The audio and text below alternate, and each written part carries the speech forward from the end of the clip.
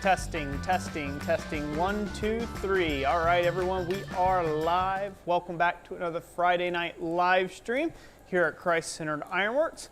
Glad to have everybody in the house this evening, or in the shop, I should say, in your house this evening. I don't know which one's which. So today, in today's live stream, we are going to be messing and playing around with the fly press. As you can see, I've got all sorts of stuff going on back here with the fly press. So Jessica, cut to camera number 2. Go. Boom. Cut to camera number 2. See? All sorts of smushy actions going to be happening this evening. And so it ought to be a good time. I'm going to start off with some bowls, nice and easy peasy, and then be moving on to some other projects as well. Tonight, there's not really a format. It's just I hope to answer the questions that I can about fly presses and uses and tooling and, yeah, answer questions, you know. A lot of people have questions about fly presses. I know I had a ton of questions myself, like, really, are they any good for forging at all? You know, how big? Stuff like that, right? And so I feel a lot more confident using this thing for, I don't know what it's been, a couple months now, hon? 2-3 months? Yeah. I've had it in the shop now. I feel pretty confident in answering some of those questions now, hopefully, that you all may have. So that's what we'll be working on tonight. I also have some announcements about next week's giveaway live stream that you all will make sure that you want to be in attendance for if you can. And that will be linked up in the description down below. Jessica has the link that you can click on, and it's already scheduled. So for not next week, but the week following. Is that correct, hon? That is correct. July 16th. Yep. So it'll be July 16th. So, which just so happens to be our wedding anniversary. So, how long we've been married for? 13? No, 14. It'll be 14. Gotta do the math. See, I'm really good at remembering our wedding anniversary. So I don't forget the date, I just forget the years. Yes, I know. It's been such a struggle, huh? But anyways, yeah, so we'll be officially married 14 years, so in 2 weeks, which is mind-blowing. And known each other for 16, huh? Because we dated for 2 years prior, so that's a long time. After this point, we're going to be able to say we've officially known each other for half of our lives. Yeah. In 2 weeks' time. Isn't that something? So anyways, with that being said, since it'll be our anniversary, we feel a little extra giving. So we're going to be giving some things away. I went ahead and ordered in some Ken's Custom Iron Tongs blanks. And I wish well, I'll have to go to camera number 2 over here. All right. To show them off. Ah! Hold up. Let me look at this. I gotta look at it. Up here, see what we got here. Can you see that all right? Yes. Bam. So we're gonna have some tongs to take and give away there. I got in touch with Ken's Custom Iron about that and wanted to get some of these tongs given away in that next live stream, and he put it out like next day. Super fast shipping. So if you want to, go check out Ken's Custom Iron. I don't know if Jessica's got him linked up in the description. Yeah. Anyways, he's linked up in the description down below. So again, awesome. Glad to get these in. And full disclosure, paid full price, my own money for all of this good stuff. But in addition to tongs, again, we'll probably give away 2 or 3 pairs of tongs. And then I have one other thing. You can stay on camera number 2. All right. I also went ahead and bought a hammer to give away. Hopefully you guys can see that. Bought from Ken's Custom Iron. I forget the guy. My brain's going dead on me here today. It's not made by Ken's Custom Iron. It's his compadre that makes hammers for him. But anyways, yeah, right there, we'll be giving one of those away. It's a little 1 3/4 pound cross peen hammer. Pretty slick looking hammer. And it looks like it was tempered appropriately and the whole 9 yards. Of course, you're getting my dirty fingers on it, so it comes pre-dirtied. Okay? Comes pre-dirty. It's like an autograph. So, yeah. So we can go back to camera number 1. All right. So that'll be coming up in the next live stream, next giveaway live stream. And so hopefully you guys will be around for that. And then I've also got some other tongs bought in for live streams going forward. So hopefully everybody will be excited about that and start getting some tools into people's hands and into beginners' hands, hopefully, and help you all out there. So that's the goal. That's the goal anyhow. So enough of me waffling on. Jessica. All right. Who do we have in the stream? Let's see here. And how's it going? Just gonna get better. Says hello, Possum Sausage. Good evening to you, Debaka Maker, Wayne Heinz, Robert Lannis. Hello, hello. Metal Forge, Anthony Ridsdale. I think it's his first time. He was asking how long the streams go for. So yeah, about 2 hours. Yep. Also, on a good day, on a fast day. Stephen Watkins, thank you for starting us off with a $5 super chat, saying Minion Smithy is here, waiting for you to squish something in the fly press. Thank you, Stephen. Greatly appreciate it. Yamez, thank you for the mustache super sticker. The mustache. Always good to have Yamez in the house, in the forge, in the shop. If you don't know Yamez, you should. Shame on you for not knowing Yamez at Island Metal Forge. You should go check him out. Gordon Farmer, thank you for the super sticker that says 100. Is that 100% or 100? Woohoo! Thank you, Gordon Farmer. Greatly appreciate it, brother. Let's see here. John Portwood says, hello, Roy and Jess. If I run out of Coke, I get to watch tonight. Well, hopefully you don't run out of Coke, but you run out of energy and want to come watch anyhow. There you go. I can't wish a man to run out of his coal or Coke. That just wouldn't be right. Wouldn't be correct as a blacksmith. Daniel Crawford said, long time she's had to put up with you, LOL. Yeah. You can say that again, buddy. Long time. Let's see, Jesse Garza says, happy early anniversary. Well, thank you, Jesse. And let's see here, there's a question about the fly press. Daniel Book says, what power tools besides the new fly press do you have and utilize? I'm assuming power tools as in forging equipment is what you're getting at there. As far as power forging equipment, the only other thing I have besides the fly press, which that's actually manual powered, I have a power hammer that I use. I also have a hydraulic press over in the corner, but it has to be rebuilt. So one day I'll get around to digging into that messy situation and rebuilding that. But yeah, time and prices of steel have gotten away from me now. So who knows? Who knows when I'll get back around to working on that.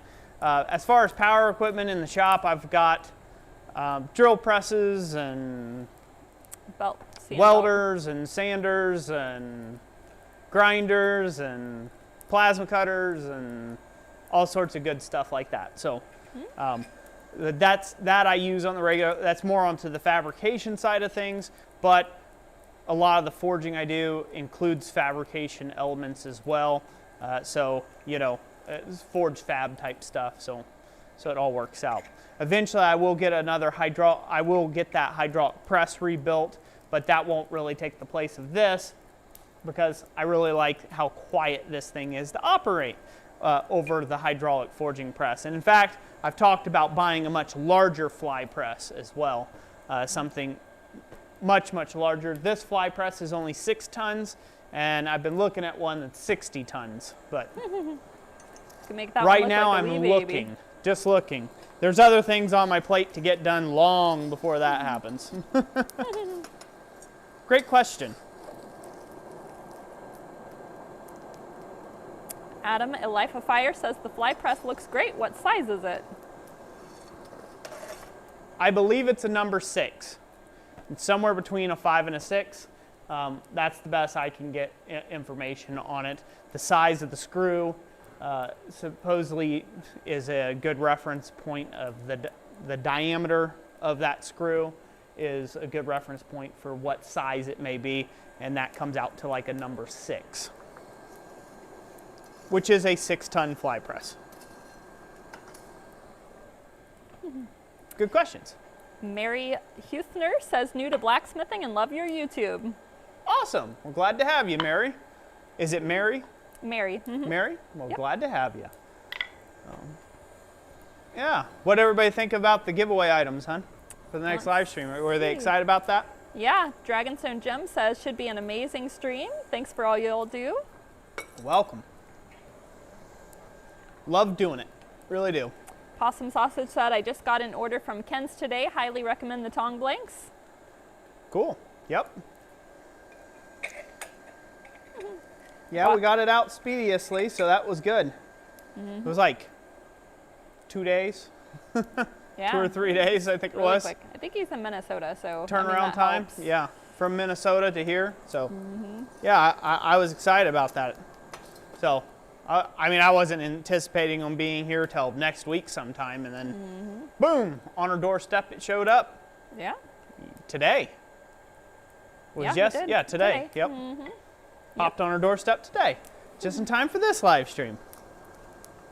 Robert Lannis, no, it is not rainy here today, but we have had what feels like about a week solid of rain prior to today. And it might rain. It might rain still yet. It might. It's been threatening off and on. Mountain Home Forge says, having had the power hammer, hydraulic press, and now the fly press, looking back, which one would you have gotten first?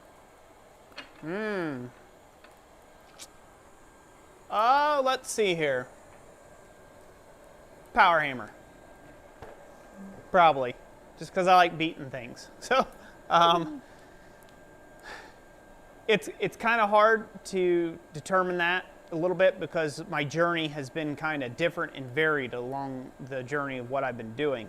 So I don't look at tools as this universal, this is the make or break thing of my company or business or hobby or whatever.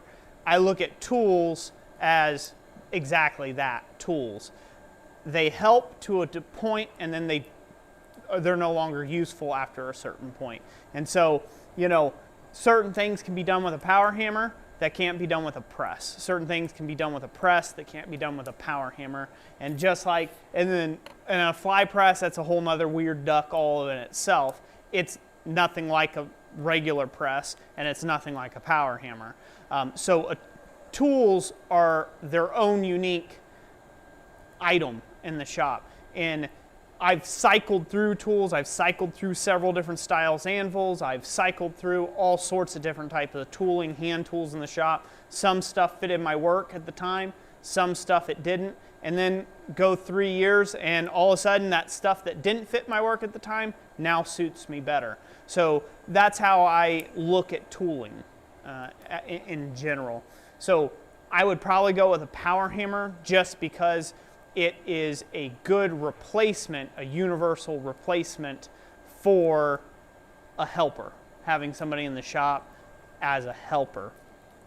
With that being said, power hammers are loud.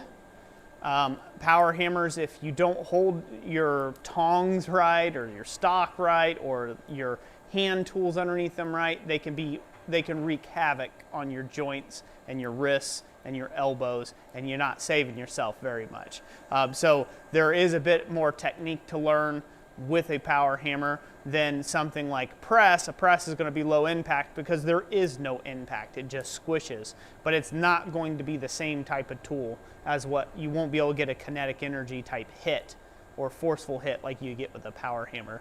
So going from working alone to my first tool, I would probably go the power hammer route again. So I'd go with power hammer, and then,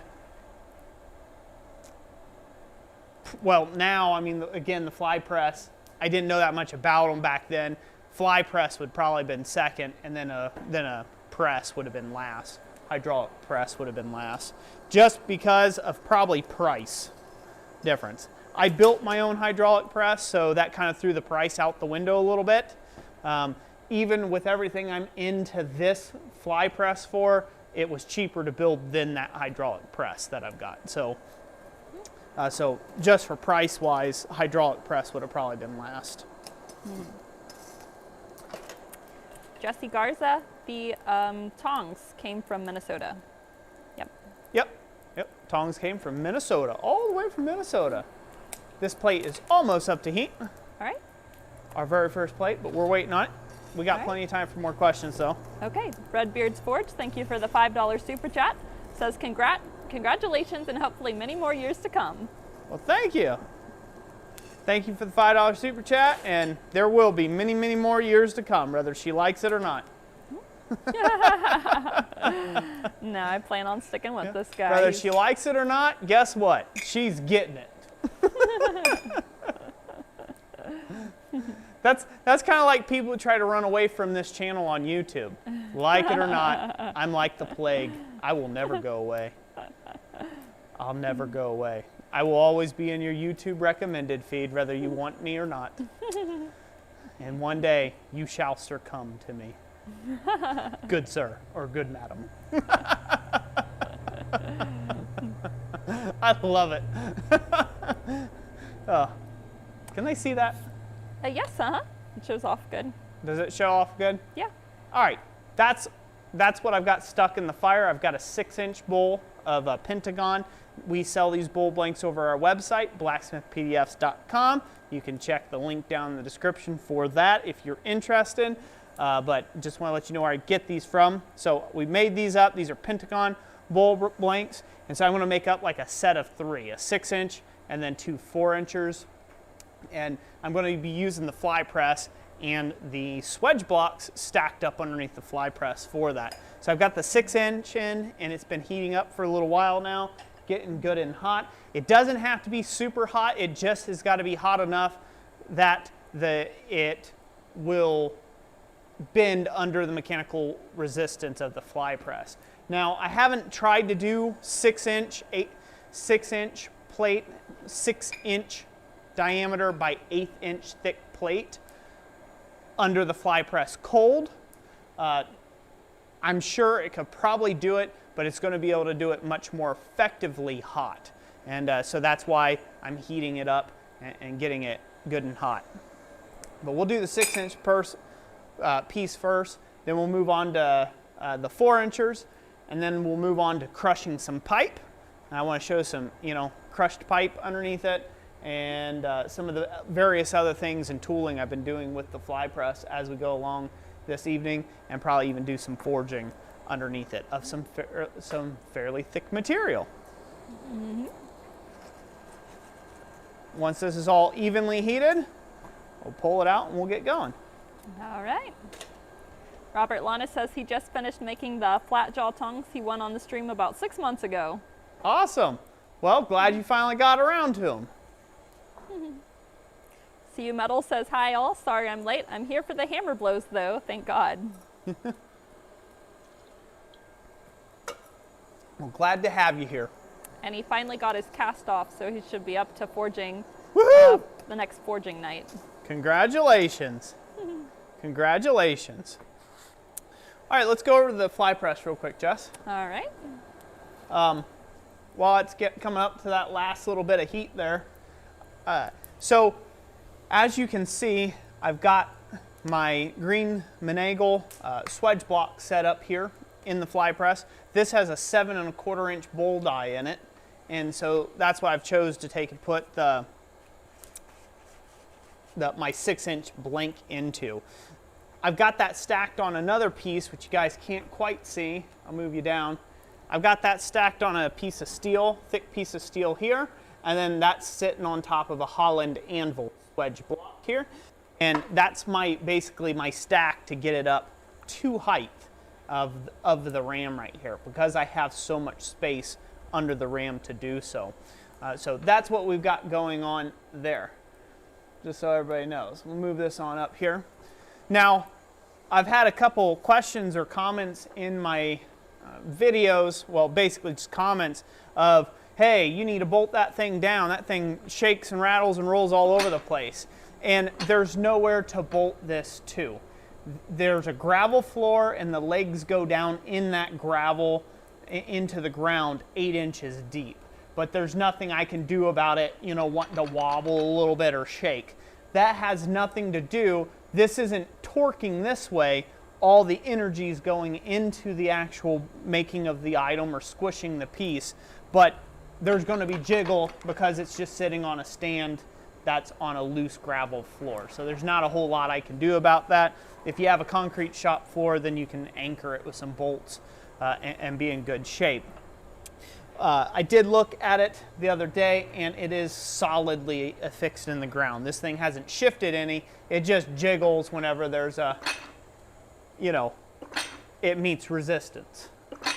Again, a fly press is not just a press. It does have a kinetic element to it, so it's going to shake a little bit, just like as if you had a power hammer going.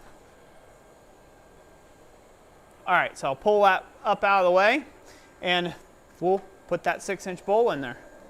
All right.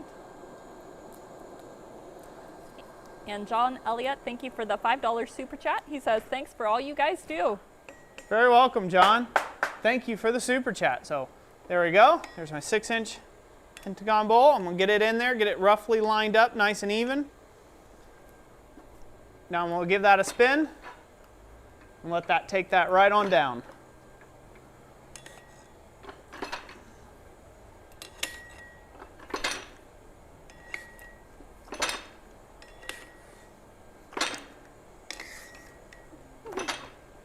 Yamez says, that's just an excuse. Bury some timbers, haha.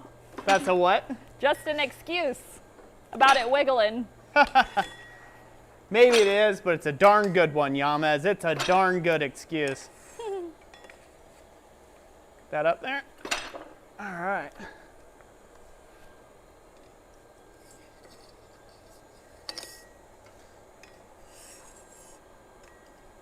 The big important thing when using a fly press, of course, is to keep your head out of the way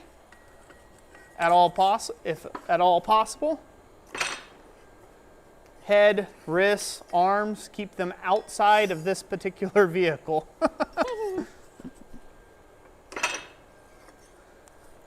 And Anthony Risdale, to answer your question you asked earlier, if you're referring to our blanks, we do ship those international. Yep, we ship those anywhere in the world. I would suggest, however, that you get multiples of something if you're going to do it, because the shipping is exorbitant one way or the other. So you're going to do it, get more bang for your buck. Yeah, with shipping international, you can either go under 4 pounds can be first class international. So anything 4 pounds or over has to be like I think priority mail international. Move this because I can work it a little bit better. So what I'm doing here is I'm just working on all the wrinkles. And a thing I'd like to point out here, and this is a mistake I see a lot of people doing with their fly presses, is jerking their shoulders out of socket. So Jessica, if you'll go to the main cam, please. I want everybody to see what I'm doing. See how my hand's nowhere near this? Yep. I'm letting the press do the work.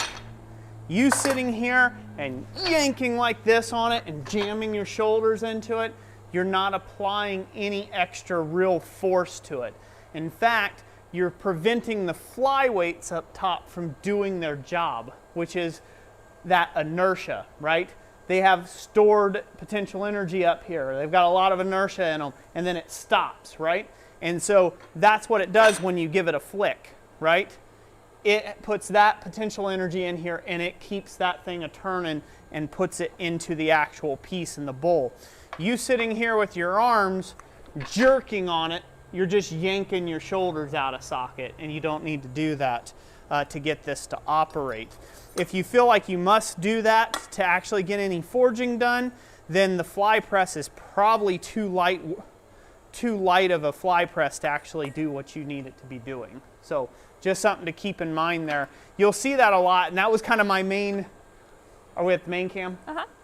that was my main sticking point on the fly press originally, is because I was just like, I don't know if I really want to do a fly press because it looks like everybody's jerking their shoulders out of socket when they're using them. And that's just totally not needed. That's just kind of people who have good shoulders currently not paying attention, and they'll have bad shoulders later on. So if you feel like you need to swing around on this thing and ride it like a merry-go-round or whatever to add extra force to it, you're probably going to damage the tool because that's not what these were intended for. Forging wasn't what they were intended for in the first place, but we're using them for forging. That's already weird enough. Let's not add us swinging around on them and jerking our shoulders out of position on them either. Let the screw and the fly weights do the work, so to speak. So Chris Carpenter says, how much weight are you using on top? Right now, currently, because it's all I have 2 15-pound weights up there. Technically, those should be 45 pounds each. So I should have 45 pounds on the one side and 45 pounds on the other.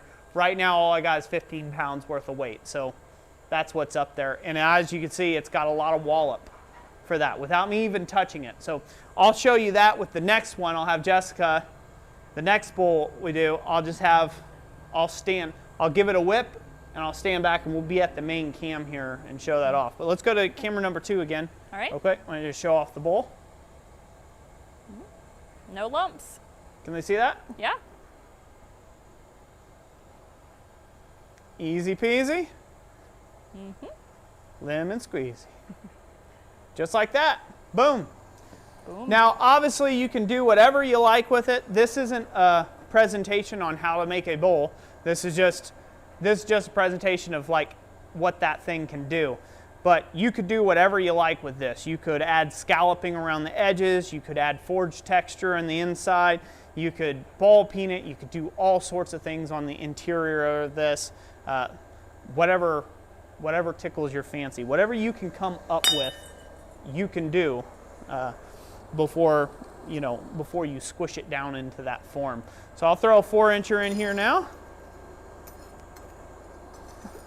We'll get that heated.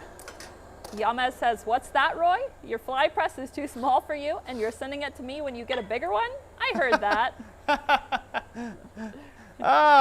You need to get your hearing checked, Yamez. You need to get your hearing checked, buddy. No. All right, let's go to camera number 2. All right. I want to set this up out of the way.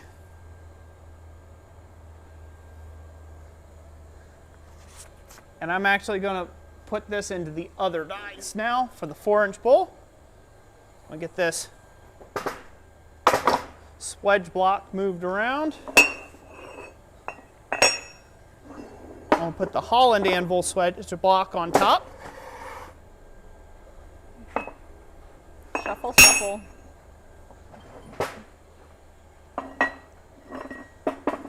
Sorry, ladies and gentlemen, that'll be loud noises and bumps in the night.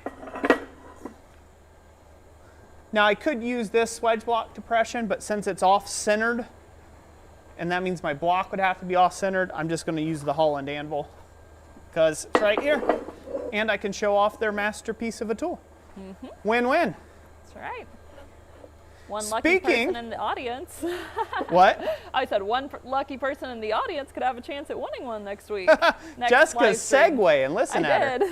She's segueing. I seen where you're going with that. No. So, before we segue, I got this to talk about real quick. Okay. So right now, this thing's not centered up. So I'm going to basically use the bowl die to help me center it. So if it picks up, like right now, this thing's lifting on one corner, I'm going to shift it over a little bit to where that corner no longer lifts. And there. So now we have it centered up in the die where it's actually going to work out good together. So now it's in a nice neutral place. If the block underneath picks up or if it shifts underneath, it's not quite centered up, so you'll have to move your block around. But it's just as easy peasy as that, moving that around. And it's always good, or at least I'm finding it helpful, to to leave that in an upwards position. It kind of sticks a little bit once it gets clear up here. I'm not sure if that's a good thing or a bad thing. I'm assuming it's probably a bad thing. You probably want it to run nice and smooth all the way up. But it sticks just a little bit right here at the top of the stroke, which is handy for me because then it keeps that up out of the way. Anthony Risdale asks, what size fly press would you recommend for a first buy? For a what? For a first buy. For a first buy? As large as one that you can stand having. So if you buy if you think in tonnage wise, right? If you get a number one, assuming that all manufacturers are a little bit different, but a 1 is like 1 ton, 2 is 2 ton, 3 ton, right? 4 ton, 5 ton, 6 ton, right? So this here, if you're trying to do some forging where you might be punching some hammer eyes out with it, you need it to square up or, help reduce the initial mass or size on maybe a fairly thick billet or something heavier duty, you want a larger press, even probably larger than this. Get a number 8 or a number 10 type press. Those are going to do better than, say, a number 6 will.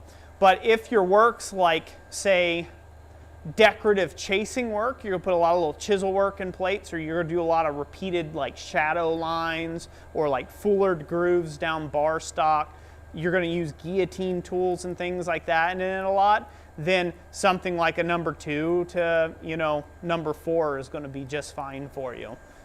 And number 2s are a lot easier to find than 6s are.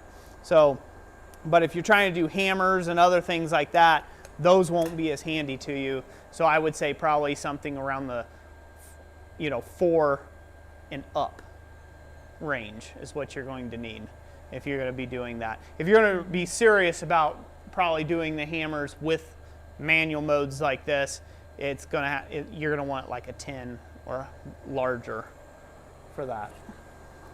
That is an assumption. That's not a that's a calculated guess. Let's say that doesn't come from me being an authority on the subject by no means.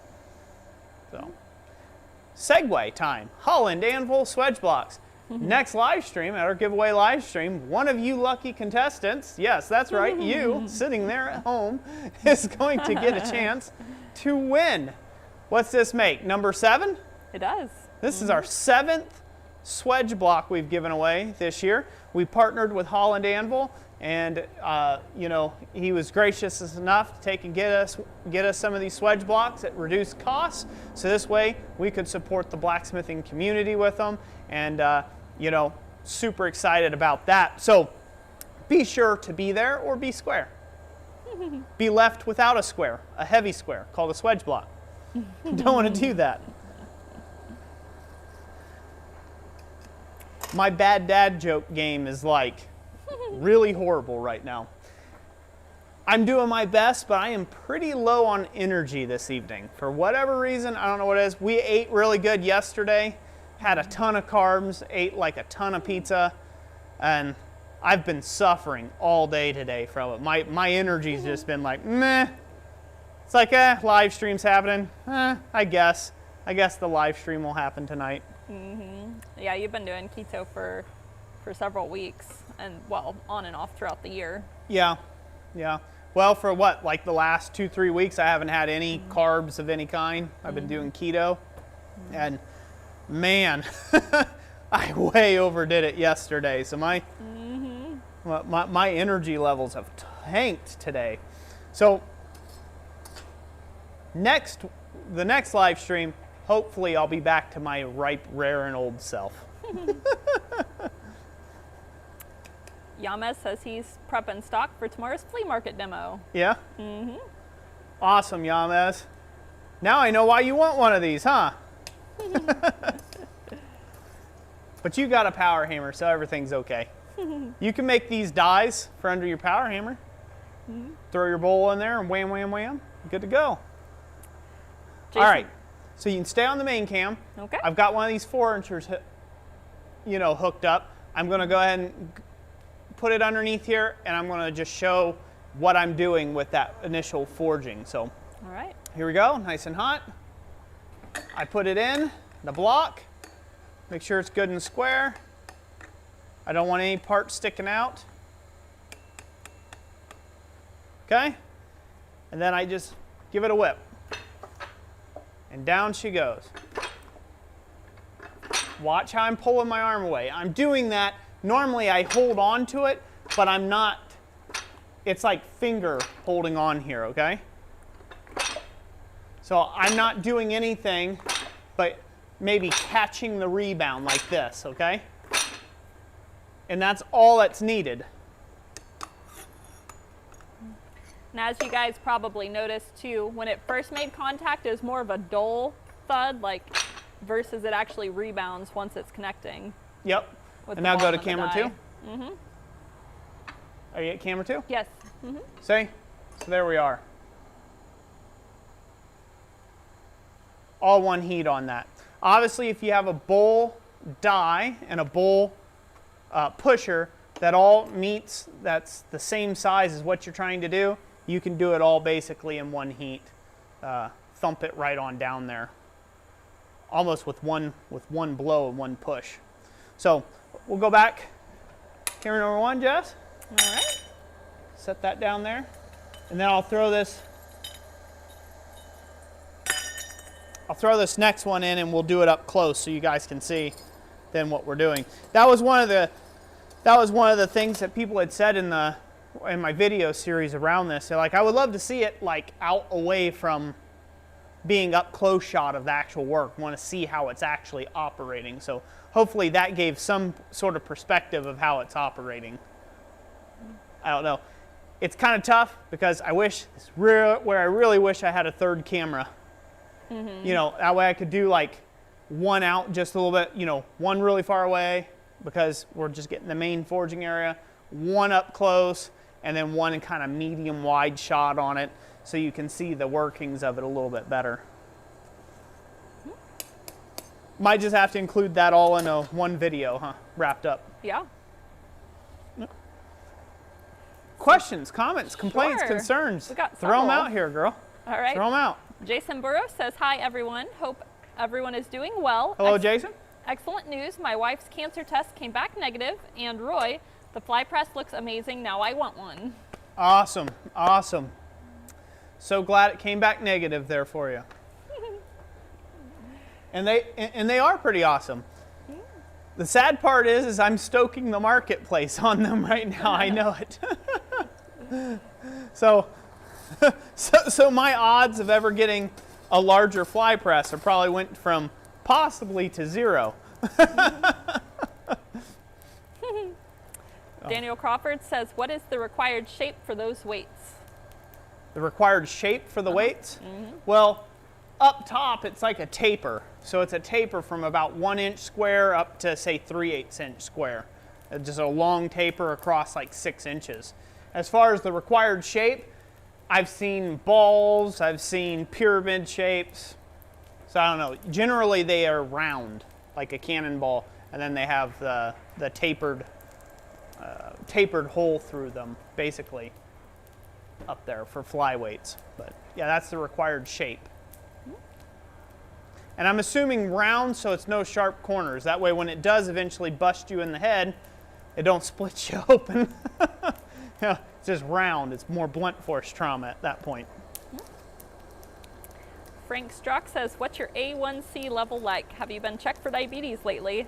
A1C level. Mm-hmm. Nope, haven't been checked. Probably won't go get checked either, but not good. I know I don't do well with carbs and a lot of heavy sugars, so probably not great. It's not my forte. So it's why I mainly eat keto these days. I stay away from really heavy carbs and sugars, except on rare occasions for that purpose. I just feel like carbs don't give me energy; they just draw it away. They suck me down, and yep. Then I'm like a big goo. Sitting in my easy chair, and Jessica's like, Roy, you've got orders, go to work. I'm like, nah, they'll wait. Until all them carbs get out of my system, and then I'm like, woohoo, let's go. Oh, But you're probably right, Frank. That's probably has a lot to do with it, my blood sugar levels. Oh. Keith French says, how's the second copper bowl going? The what? The second copper bowl. I don't want to jinx it. It's going, Heath. It's going. That's all I want to say about it. Oh, I could grab it and bring it around. Well, we showed the last one, didn't we? I believe so. Did we show off the other one in the last live stream? No.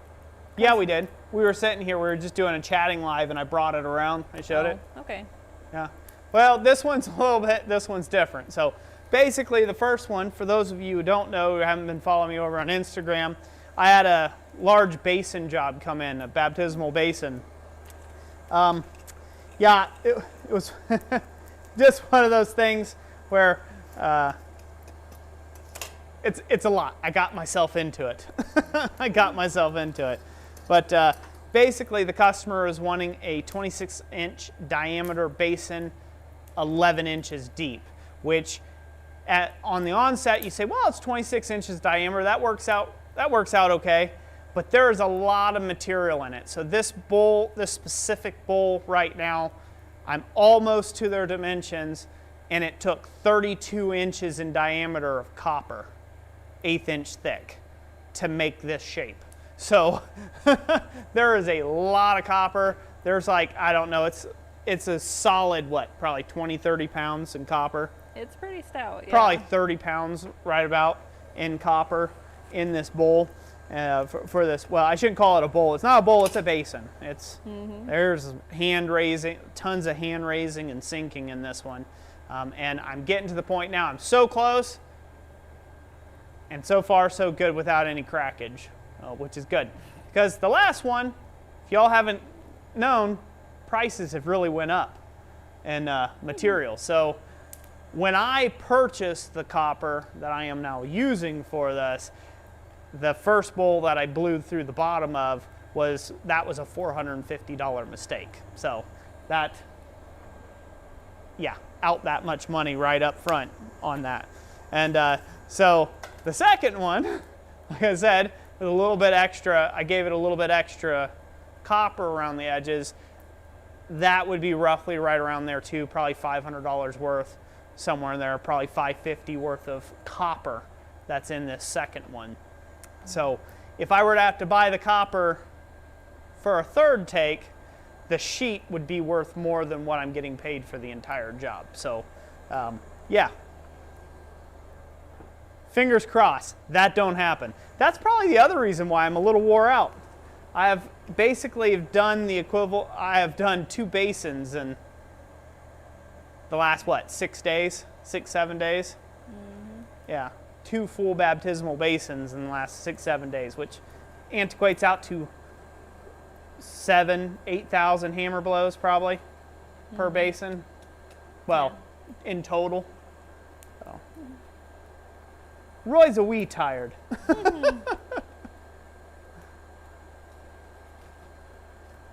Diary of a working stiff, huh? Joseph Angelio says, just want to say God bless you both for everything you do and post for us. I'm a 7th generation forger, and you are the most definitely a king in the craft. Well, thank you. That means a lot to me. I wouldn't say I'm a king in the craft, but I'm glad to help out. I'm glad my videos have helped people, and I'm glad that, you know, the stuff we're doing online is valuable to you all out there. So that's why we keep on doing it. And I'm thankful to have the eyeballs of the many watching us to do that, which we hit a milestone just recently. We just surpassed 75,000 subscribers, which is awesome. So thank you for everyone who's sitting here watching this, because most likely you're one of those 75,000. We wouldn't be here, wouldn't be able to be doing this without you. All right, go to camera number 2. All right. So I should already had this spun up. That was my mistake. We'll get that spun up there. We'll get it all straightened up. And just like before, not using my elbows, not jerking my shoulders out of socket.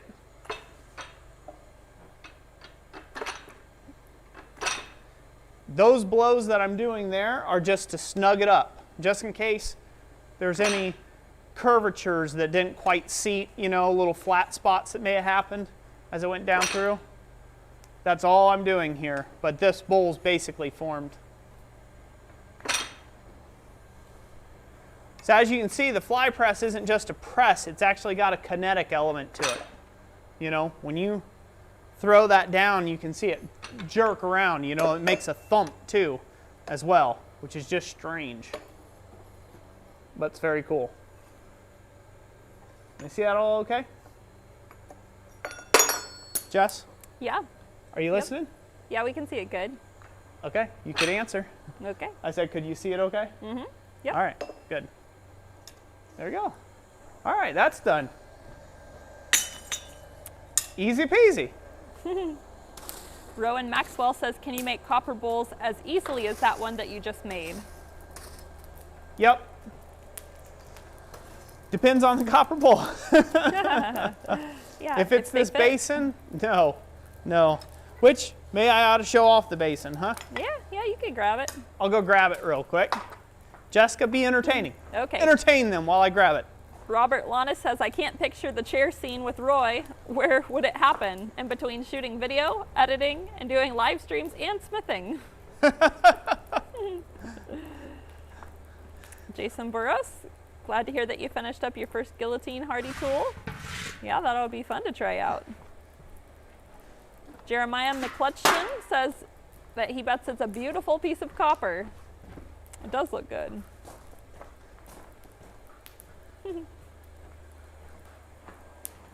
So I'll show you the banes of my existence right now. So I'll set this one down. This one here was the first shape I came up with, and I pushed it too far. And really what happened is I didn't allot enough material for this basin. So what ended up happening is I drove the bottom too much. I tried to drive and stretch it out after I had done some raising to the sides and got it up to dimension around the top. I said, okay, I'm at dimension where I need to be, or close. I needed to fan it out just a little bit, but I wasn't quite to depth. I needed to drive it about another ½ an inch. Well, I thought I could do that, and I ended up developing a crack in the bottom of the bowl, so ended up cracking through. So there's the first one. That's about, so there's $450 and about 3,000 hammer blows gone. And now here's the second one. So hopefully you guys see that there. Obviously a different shape a little bit, which the shape doesn't matter. It's the dimensions that matter. So your bowl will end up however it's going to be. Generally speaking, I would have liked this to have just a nice arc to it, a nice arc all the way up as a baptismal, but in order to get their depth, I just wasn't going to get that. I was trying to do that with this other one, and that's what led to too much thinning. So here I've got to have more straight walls, straight side walls up. But this is probably, I don't know, there's probably 4,000 or 5,000 hammer blows in this one specifically right now, and I've got one more round of raising to do on it. Well, hopefully you guys can see that there. So I've been lazy. Been real lazy. It's funny on this screen right now. It's only a 3-inch screen set about 20 feet, 15 feet that way. But on the screen right now, it looks like this thing's way bigger than me. Is it? Yeah, it's big. You could definitely wash a child in there, a dog, a cat, whatever. So that's what I've been doing, working out, full body workouts. Boy, set these out of the way. I got them old man grunts going. Frank Strock says, Roy, I assume you're going to salvage some of that for future orders? Yeah. It's not going to be a complete loss. It's just a loss right now. So the thing about when you do it for a profession, You can't just say, well, I'll put a patch on it, because the customer did not order a patch. That's not what they ordered. They did not order garbage that you recycled and you know, you fixed and you plug welded and you did this and that and what have you to it. They ordered a complete piece, a functional piece that looks exactly the way that you told them that it was going to look. And in this particular case, if it was any other type of my finishes, I could have got away with it. But considering this one is going to be ground clean and it's going to have a satin finish and they're going to let it age naturally, there's no repair work in the world that could be done to this that wouldn't discolor differently. So I can't do that. So there would be a big red flag. And at the same point on me, ethically, I couldn't put out something that I know I broke through. This isn't like steel where, oh, I cut a little short, well, I'll add a little bit extra filler weld in there or something. Or, you know, I'll weld another piece back on, grind it clean, and functionally, it'll be perfect. This is more of an aesthetic, and it has to be artistically perfect, and then functionally, it has to do the job as well, which is hold, you know, a good 150 pounds worth of water. So it's got to function correctly as well as be beautiful and aesthetically correct. So with that being said, the way I plan on working with that other bowl, I actually plan on cutting grooves into it and brazing those grooves and doing some more artistic work with it. So when it all gets ground out, polished out, and etched, those grooves shine through with like silver solder. So it'll look, basically I'll make like lightning cracks and lightning fire cracks from the bottom of the bowl emanating, and that's how I'm going to cover up that mistake. But it's going to be a completely different product at that point in time. I won't try to fix it and pass it for something that it's not. That's something you got to be real careful for in your business and in your forging enterprise. I had a hammer like that. I have a subscriber that's been waiting for coming up on nearly 2 years for me to get his hammer done. And the reason why is the first hammer through year one got close to having it almost 100% done, and then the peen cracked. There was not the peen, but the weld line, the carbon migration line right on the weld. That's where it cracked at, between the soft wrought iron and the high carbon tool steel bit. Can't send it out. Can't send it out. That peen will never come out of there, not in a zillion years, guarantee it. But it's not perfect. It's not what was ordered. So it has to go back to square one. There's 60 hours in that hammer. Doesn't matter. It has to go back to square one, at least in my business. There's a lot of other companies, though, that would just be like, we'll just throw a little thumb gum in there, a little bit of Bondo, a bit of paint. No one will ever know the difference, right? Mm-hmm. We'll just paint it a nice copper color, and no one will ever have to know. But we can't do that here at Christ-Centered Ironworks. So at least I can't. Maybe I'm too arrogant. I don't know. Too much of a ninny. CU Metal says he likes the looks of the second one a lot better. Yeah, they each have a distinct shape. Yeah, and again, they both have a distinct shape to them, and they, you know, the second one's not fully finished out yet.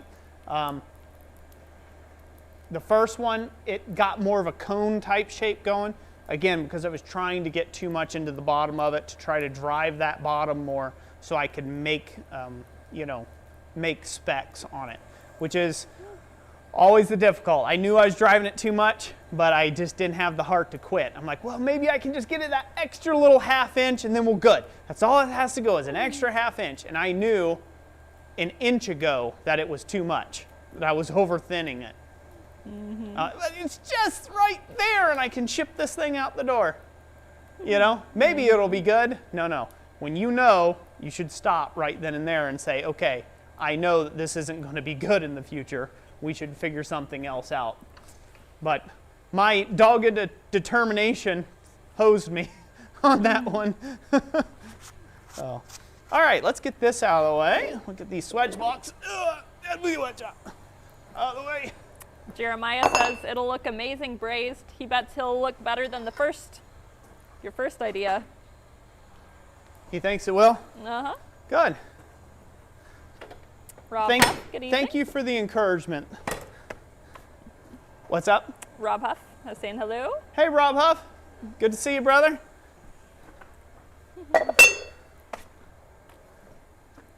Watch the cord.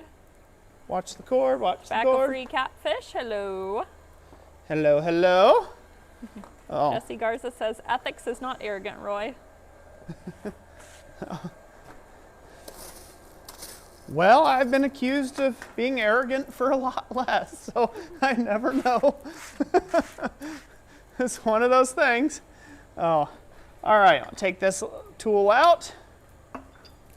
Robert Lannis, yes, the bowl will be on a stand. It's being built by the company that's purchasing it from us. They're actually supervising the job for another client.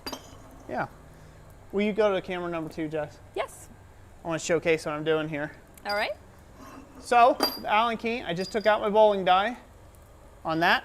We made that in a series of videos, so be sure to check those out on the channel if you're interested in how I make this. This is broadly applicable to other dies that you may want to make. So, this method of making up a die.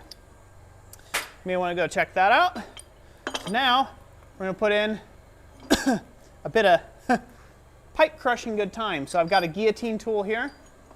I'm going to do some necking down of some pipe that I've got by using this tool right here, a guillotine tool. All I've done here to modify this is I literally welded a 1-inch bolt on top of the top here. Just welded that on top, and I've got a big flat washer to distribute the load a little bit easier. And that's basically it. So I just get that up in there, get it nice and tight.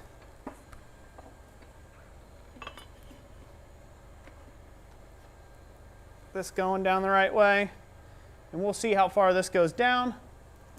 Yeah, that's about right. Good. So I like to snug it up by pulling on actually pulling on the handle here to press it down tight before I snug up my little grub screw that holds in the die. And now we've got the guillotine tool working there. I'm doing it from this angle just so you guys can kind of see it actually work, just like that. Otherwise, I'd do it from a more comfortable angle, which would be like right here, going in and out this way. Mm-hmm. For this, I'm going to take some Schedule 80 pipe, 1-inch diameter pipe, some gas line pipe, black iron, not galvanized, but black iron. We're going to get this hot, and we're going to start necking down some sections on this. All right, we can go back to main cam. All right. When heating pipe, it's important to notate, this here will act as a chimney. When you stick this in a solid fuel forge, it will literally take that fire that's in there and flue it right up and out of here, and chimney that right out to you. So before I actually stick that in there, I'm going to go grab some paper towel, and I'm going to wad up paper towel into this, and that's going to stop the chimney effect of that heat transferring up that pipe to my hands. So I'm going to do that, and as long as there's not any other quick questions or anything like that, Jess? Yeah. We good? Yeah, go ahead. You're kind of quiet over there this evening. Yeah, sorry. I was just browsing through the comments, looking for the next one. Okay. Is it kind of quiet tonight? It's a little quieter, yeah. A little quiet? Come on, speak up, people. I think there's about 50 people in the chat. 53. 53 people? Well, no, it just jumped to 62, so. Okay. Yeah. Only 62 people tonight, huh? Yeah. Sean Anderson, I'm glad the swedge block arrived. Look forward to seeing what you make with it.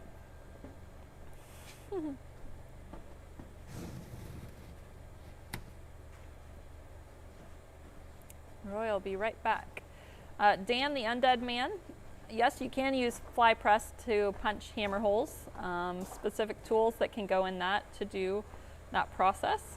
And I think Roy's going to make some of those eventually. What was the question? If you can punch hammer holes with Flypress. Yes, you can. In fact, it's very effective that way.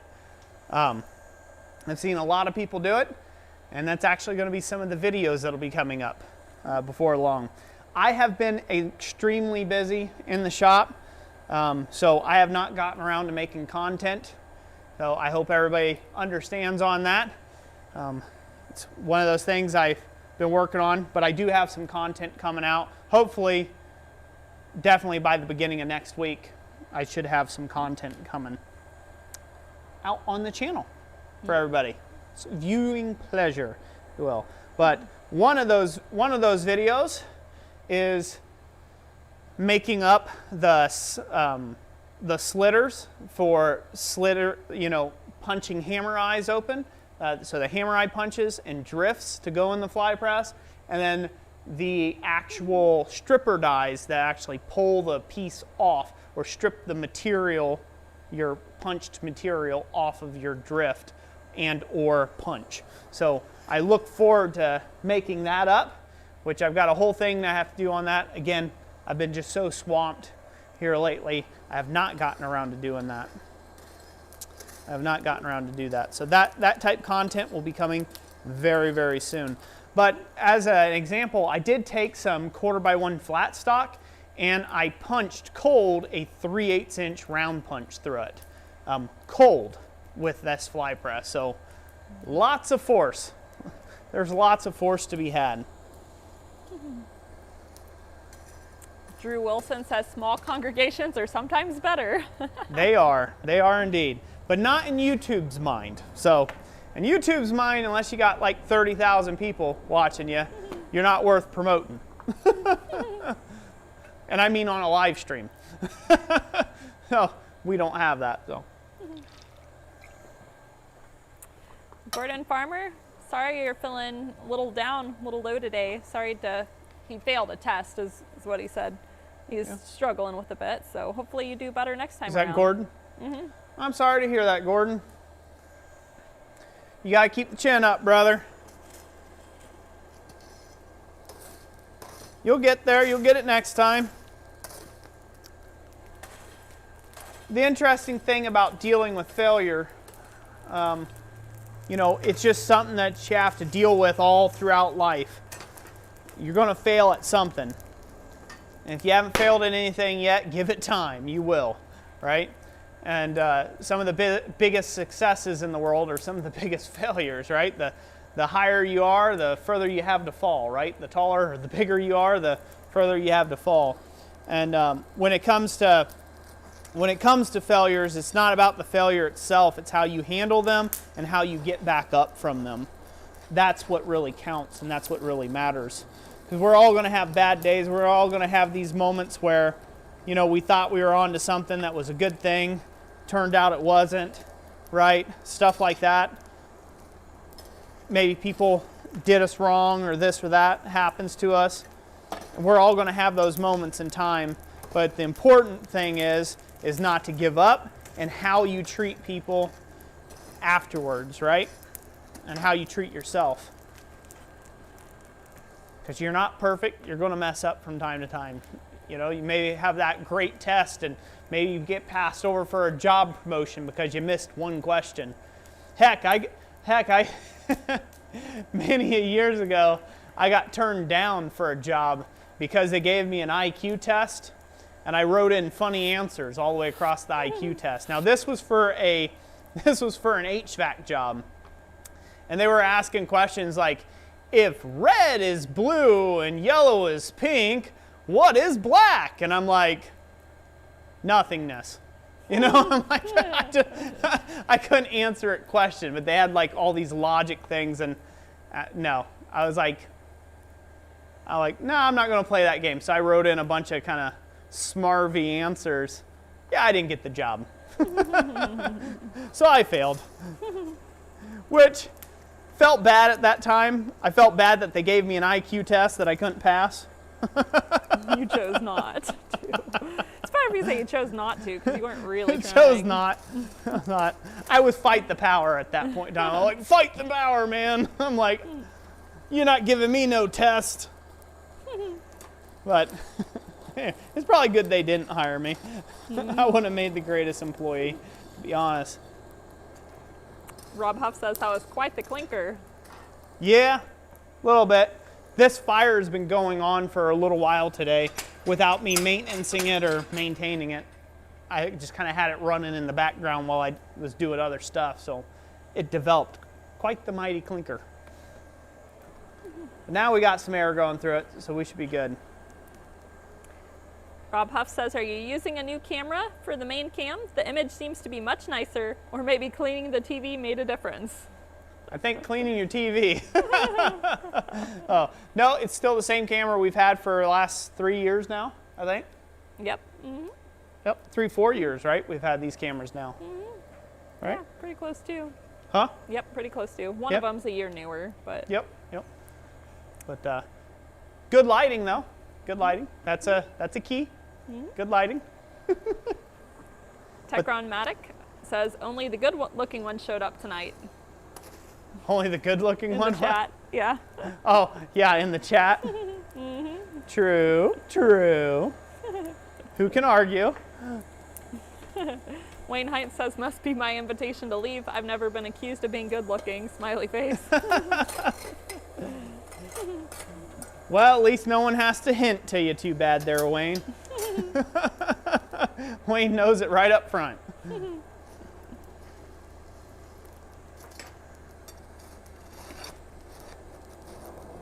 Daniel Brooks says, I'm starting out my blacksmithing company with my wife and calling it DC Knives and Gifts.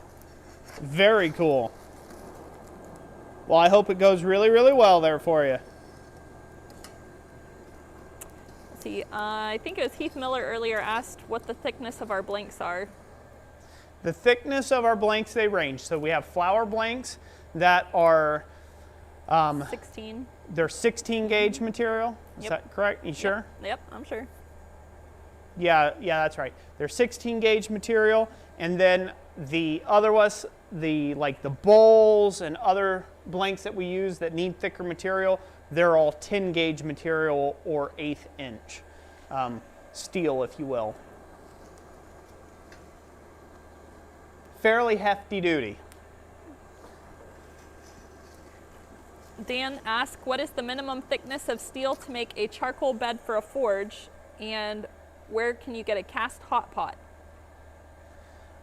Cast pots, they sell them. You can find them over like Pie Tool Co. You can find them. I think you can get cast fire pots at Blacksmith Tools.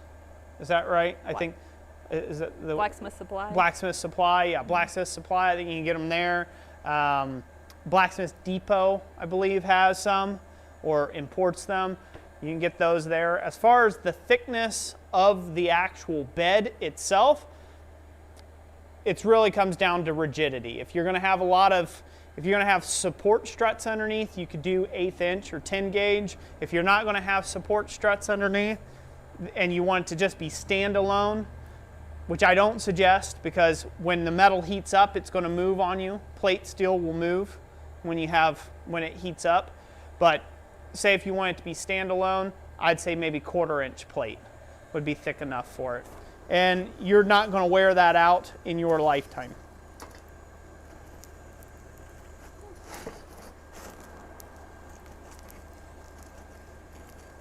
Bachmaker says the heart hook blanks came a few days ago after the last live stream. They're definitely 10 gauge. Yep.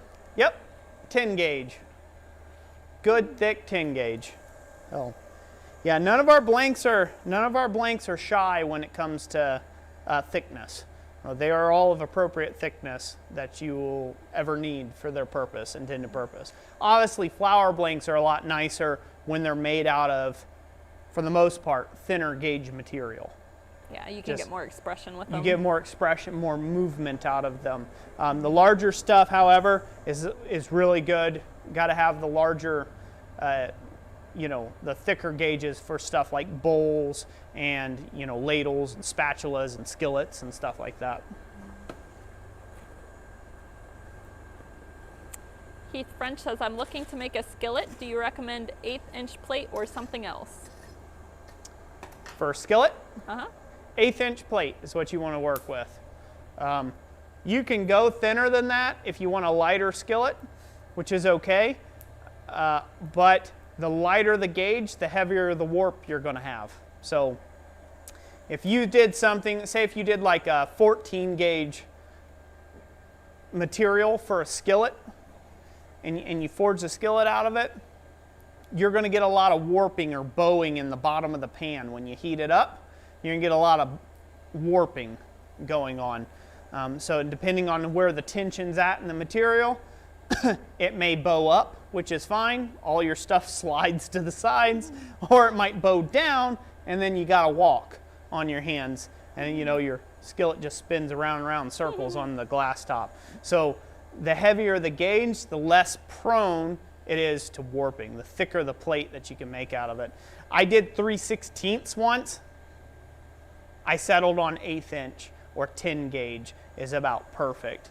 Obviously you can make it out of 3/16, but you're going to wear yourself out making it out of 3/16.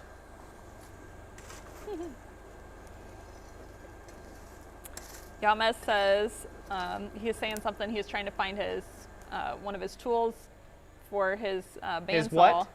A tool for his bandsaw, and he just commented, all that wasted time setting up a new cutting plate, coincidentally using a spatula blank from Roy as the cutting plate for the bandsaw, and then the blade snapped. Just having a batch of bad luck, Yamas. Using a spatula blank as a cutting plate, Yamas, come on! I don't care though. you do as much as you want. He said he's just got to load his truck and call it a night, LOL. He's going to load his truck and call it a night, huh? Mm-hmm. Sometimes you got to walk away when things are just keep going wrong. All right, I think this will work out pretty good. I'll just have to step through. That is one bad thing about fly presses that I can say. If you don't have a circular fly weight on top and you've got these arms like this one, being in the right position to work this thing is kind of a pain a little bit, you know, especially when you only have one of these on here. So having a couple options up here you could grab a hold of at different positions would be better for this particular purpose. Obviously, if I was doing it where I wasn't trying to set it up for the camera specifically, I could stand wherever I want that's comfortable that I can use this thing to squeeze it. But instead we're going to have to work from this direction right here, which will be just fine. We'll go ahead and grab the pipe now. It's good and hot. Righty. Should be, or at least hot enough. You get camera 2? Yep. All right, pipe goes in.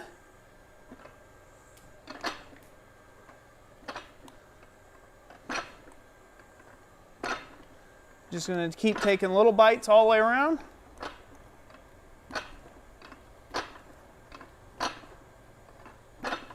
And just neck that right on down. You can see how quickly that necks down.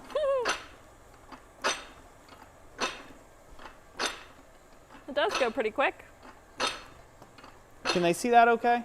Yeah. Is that the maximum size pipe you can use in that guillotine tool? In this guillotine tool, yeah. Obviously, you get a bigger guillotine tool with more space, you can go as big as you like. All right. Go. Let that come down. Can they see that okay? Yeah.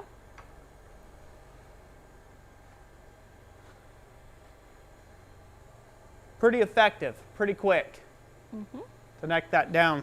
So now get it hot again, and I'll probably come back here a little bit and give it another little squeeze down point and keep working those down. Redbeard's Forge says that 6-inch bowl blank worked perfectly for the car rotor to make an impromptu swedge. Did? Awesome. Awesome. Yep, an impromptu swedge is what I'm all about. Those really help out to, you know, if you can forge the bowl blank to begin with, if you can get a nice arc on it, you can take that into any hollow and weld it up.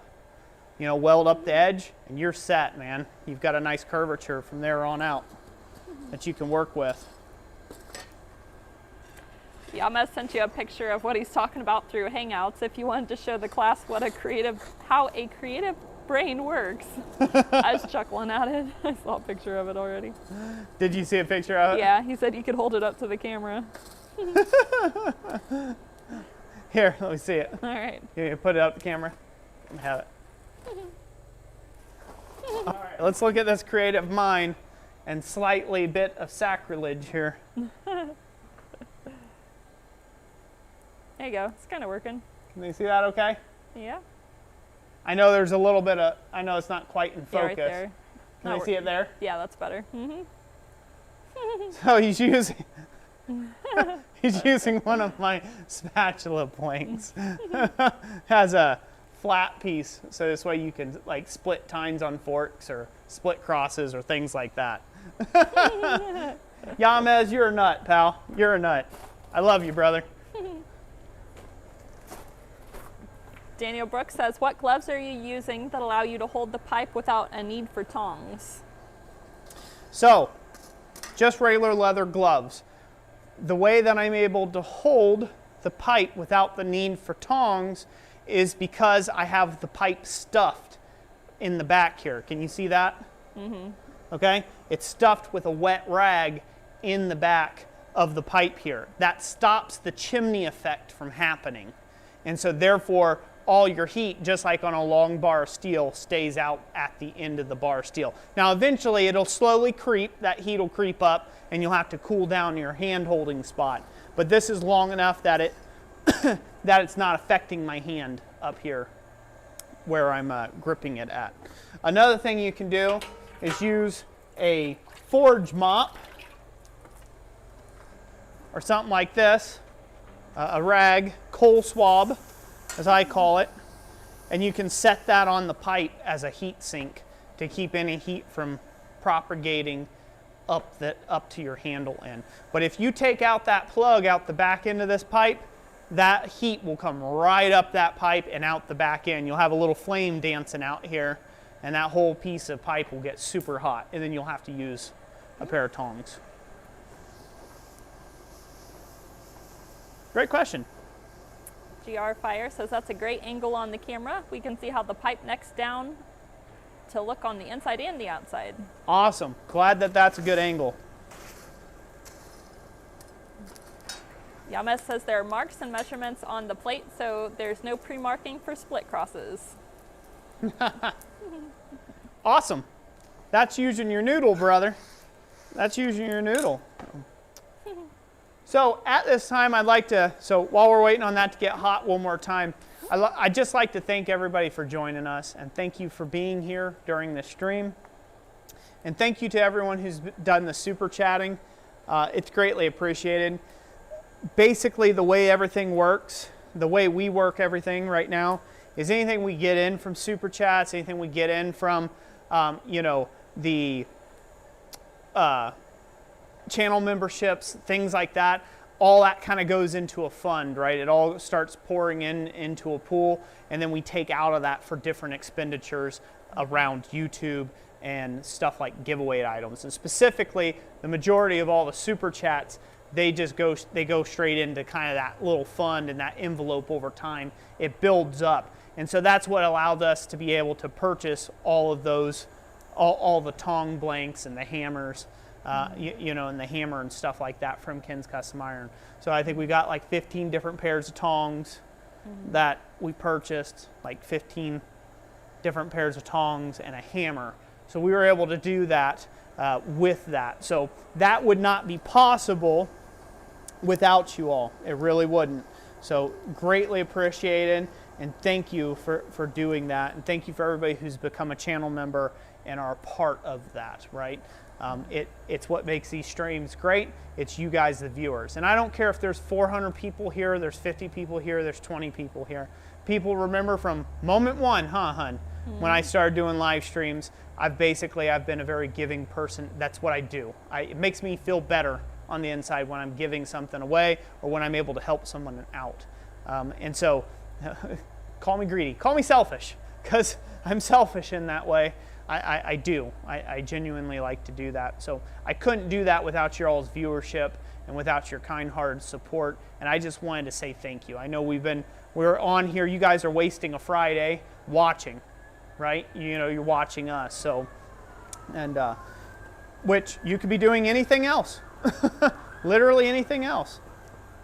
But you chose to be here on a Friday night and spend time with us. And I just greatly appreciate it. I just want to say I respect you for that, and I thank you for that. Very gracious of you. Enough of me sodding on about that. I just wanted to mention that. I don't think it gets said enough to audience members out there in the, you know, world wide web of YouTube is, you know, I don't think creators thank their audience enough, truly thank their audience enough for their time. Something I hope to do a better job about, of thanking people for their time. Because at the end of the day, there's no reason why you should watch me, but you do. Oh, you do. And I greatly appreciate it. Yama sent you a Fox super sticker saying, good job, thumbs up. Thank you, Yamas. Love you, brother. Robert Lana says, not a wasted Friday from my point of view. Well, that is awesome. Stephen Watkins says, time shared is never wasted. I like those perspectives. All right. Well, let's milk this stream for all it's worth, right? Let's go. Yeah, we still got 35 minutes. Okay, we're good and hot. Let's take it over here. All I'm right. going to crush some pipe and stuff before it's over with. Forge Okay. some thicker pieces. All right. It's getting hot again. Squeeze that right down.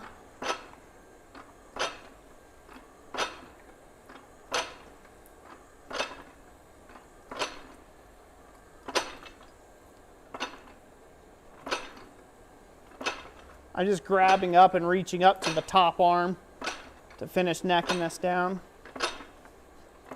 As you see, it's very, very quick, this process is. All right.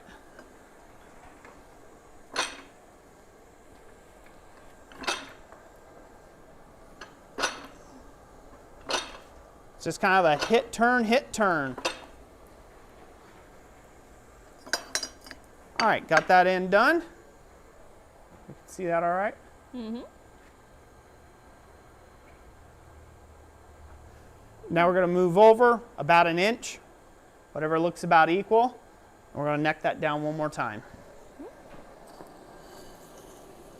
Robert Lana says, I just sit staring at my phone until the next stream starts, LOL.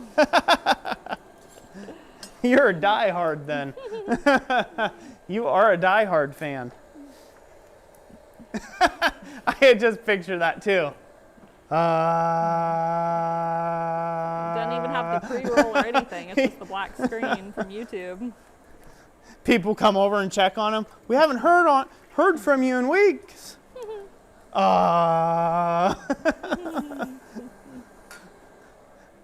Then one of our streams start again, and he's like, "Oh, here they are." Starts typing on the screen. Ronald Kirby says, what are you making with pipe? It's a secret. A secret. Not that big of a secret, but there'll be a reveal here in a second. I just wanted to get it to the point where it takes a little bit more shape before I let you know what I'm making with the pipe. Wayne Hines says the nucleus is never a waste of time. The Smiley face. nucleus. The gooey center is never a waste of time. Wiley says, what would we do without Creamy Nougat Center Community Center? No, get on with life. More speedious. Huh. Drew Wilson says, LOL, my wife just asked me why I watched you and Yamaz, and I told her, because there is times they say something I have been struggling with, and it's not a waste of time. Good.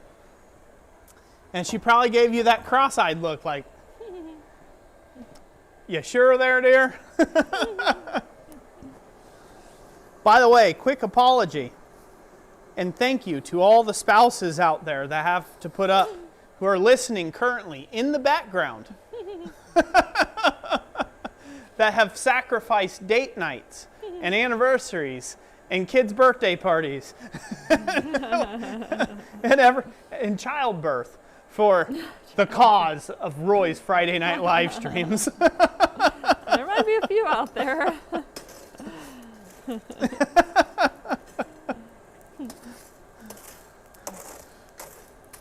Big apology and thank you. Thank you for your service.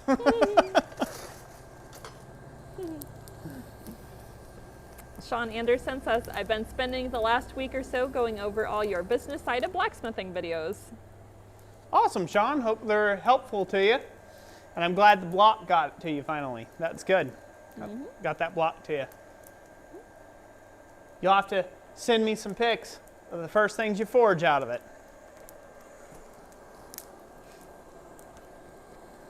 Dan asked, for starting selling hooks and beginner blacksmith projects, should I sell the not perfect hooks for cheap and the not at all on Etsy, trying to save up money to fix my grandmother's roof?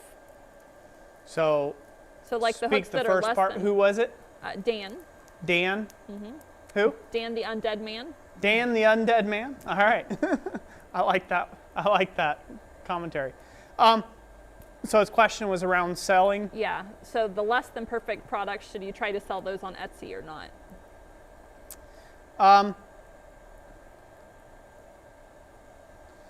If it is a product that is going to fail in some way, so not hold up to the job. So if it's a hook, but yet it's cracked somewhere and it's going to like fall apart as soon as somebody hangs anything heavy on it, don't sell stuff like that. If in your eye, to your personal eye, it looks like, well, this hook's a little cruddy. It's more lumpy than what I would have liked. Your customer doesn't necessarily know that. Call it a lumpy hook, and then charge whatever you feel ethically, whatever suits your moral obligation there, of that tickles your fancy when it comes to that. There's people who buy paintings like Picasso's and all these other weirdos, Jackson Pollocks and things like that, and they say those are masters, and I just see gibberish on canvas. Okay, so beauty is kind of in the eye of the beholder when it comes to that. So is art. If you know it's not your personal best and you don't want that to be a representation of your work online, then I would suggest don't. If it is your personal best right now, but it didn't quite come out like you had it up here, go ahead and sell it, because how else do you get better and how else do you refund what you're doing, right, and moving forward. I've said several weeks ago, I was very candid about my first ironwork. I sold ironwork that nowadays would go in the scrap bucket. There's no way I would ever let it go out my door. But people found that ironwork and they loved it. And it was lumpy and weird, and it had an extra scorch mark on it that I didn't intend, but it was there, and I just called it Leaves in Autumn, right? Or something like that, right? And and the customer was happy and they purchased it, and it's hanging proudly on somebody's wall right now, right? And so I've had plenty of projects like that in my past where I didn't feel like I did my personal best, but that was the best I could do, and that was okay, and there was a market for it. Now, if you start putting like $50,000 on a hook that's a blistered up piece of garbage that should really go into the scrap pile, then I'd caution you against it, right? Like then there's problems there. But yeah, there's no harm in selling the best that you have, right? Because where you may not be able to get $60 for that hook, or $5, I don't know how big this hook is in question, where you may not be able to get $65 or $5 or $2 or whatever for it, you might only be able to get 50 cents, a buck for it, it's still a hook. There's somebody out there looking for a dollar hook, right? There's someone out there looking for a $12 hook. There's someone out there looking for a $100 hook. Believe it or not, they're out there. Yeah, some people like imperfection. Yep, and some people like imperfection. And I've been asked to make my work rougher looking because it was too clean. They're like, well, I want it to be rustic. I'm like, it is rustic. It's forged. It's hand forged. It's got like really nice hammer. You know, I want it to be like rustic, really rustic. You know, they don't know what, but basically they wanted me to take and beat the ever-living dog crud out of it out in my gravel driveway, and that's what I did, and they were happy with it. They were like, oh my God, it's great. So, you know, there's, again, there's just different people out there that are looking for different things. So don't assume to know what the buyer wants from you, as you'll get it wrong a lot of times. He gave an example. He said if the hook is off center, like the hole, or if it's not perfectly straight, but everything works on it. So the hook hole is off center. If that is something that you can turn into a style choice for that specific series of hooks, then yeah. Like for instance, I've done a leaf hook in the past, and the goal was to punch the holes off center. So you punched a little off center on this side and a little off center on this side to even it out, and it became a design feature and not a failure, right? If it's say it's a hook that's in a 3-pack set, right? You got 3 hooks, 2 of them have perfectly dead center holes, and you're selling one with a crooked hole in the center, I wouldn't do that. That's going to look like, that's going to show that you didn't have the craftsmanship involved in it, right? You didn't put the time, care, and intensity into that project as you normally would. So in that case, just take the loss of the one hook, set it off to the side, and make another one that fits, that's actually perfect when it comes to that. But sometimes those things that you're like, oh, again, like this copper bowl, and I got to forge this pipe here in just a second. Like that copper bowl, it cracked. I can't sell that in good conscience with a patch. I can't patch it and grind it and say, oh yeah, everything's hunky-dory. Can't do that. That's not what they bought from me. They bought from me a perfectly whole and sound baptismal basin. That's what they bought from me. And that's what they're going to get.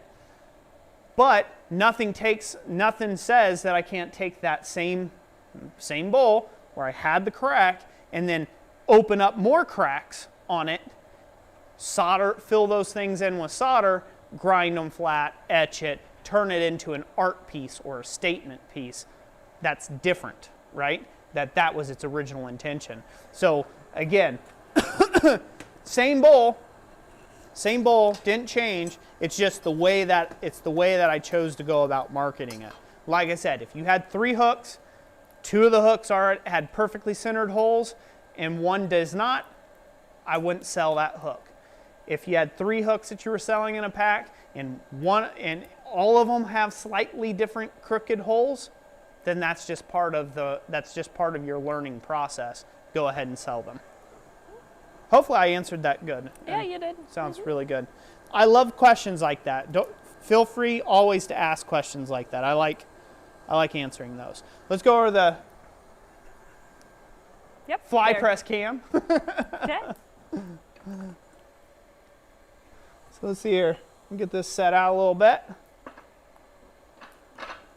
So this can actually squeeze this pipe and collapse it quicker than you want. So you do have to hit and turn and go a little lighter with it. You don't want to go crazy with this. Go ahead and go out to camera angle number 1, Jess, real quick. All right. I just want them to see what I'm doing to work this piece around. Ideally, this isn't how I would work it. But as you can see, I'm not like sweating. I'm not huffing and puffing, right? This isn't like well, I'm sweating, but that's because I'm fat. But I'm not like huffing and puffing. I'm not really working a whole lot, right? My hand's on here just to hold it and control it, but I'm open palm when I come out here. So I'm not taking any of that force, any of that kinetic energy. You go back to camera number 2. All right. Hopefully everybody can see that all right. Did that work out good? Uh-huh, it does. Walter Duggar, thanks for joining us. All right, there we go. Can everybody see that all right? Yeah. Boom. And we'll keep squatting that on down.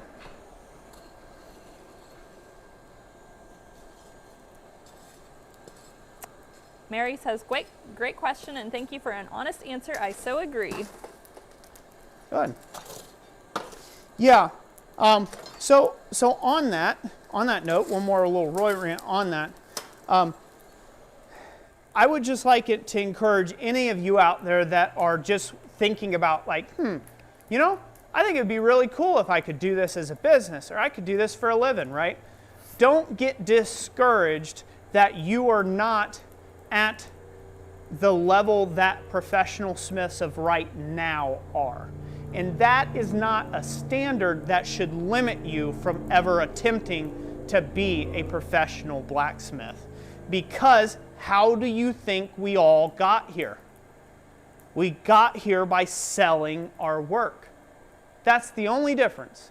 That's the difference between someone doing it as a hobby and someone who's doing it as a profession, is the work being sold. Really is. You can have a self-funded hobby. That's fine. People can call that.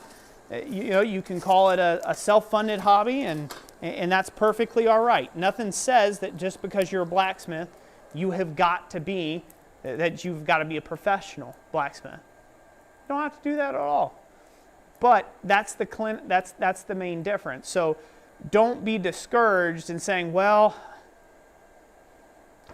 my work doesn't look like John Switzer's, so I guess I'm not really good enough. Maybe one day, 35 years from now, I will be able to obtain that level and I'll be a professional blacksmith.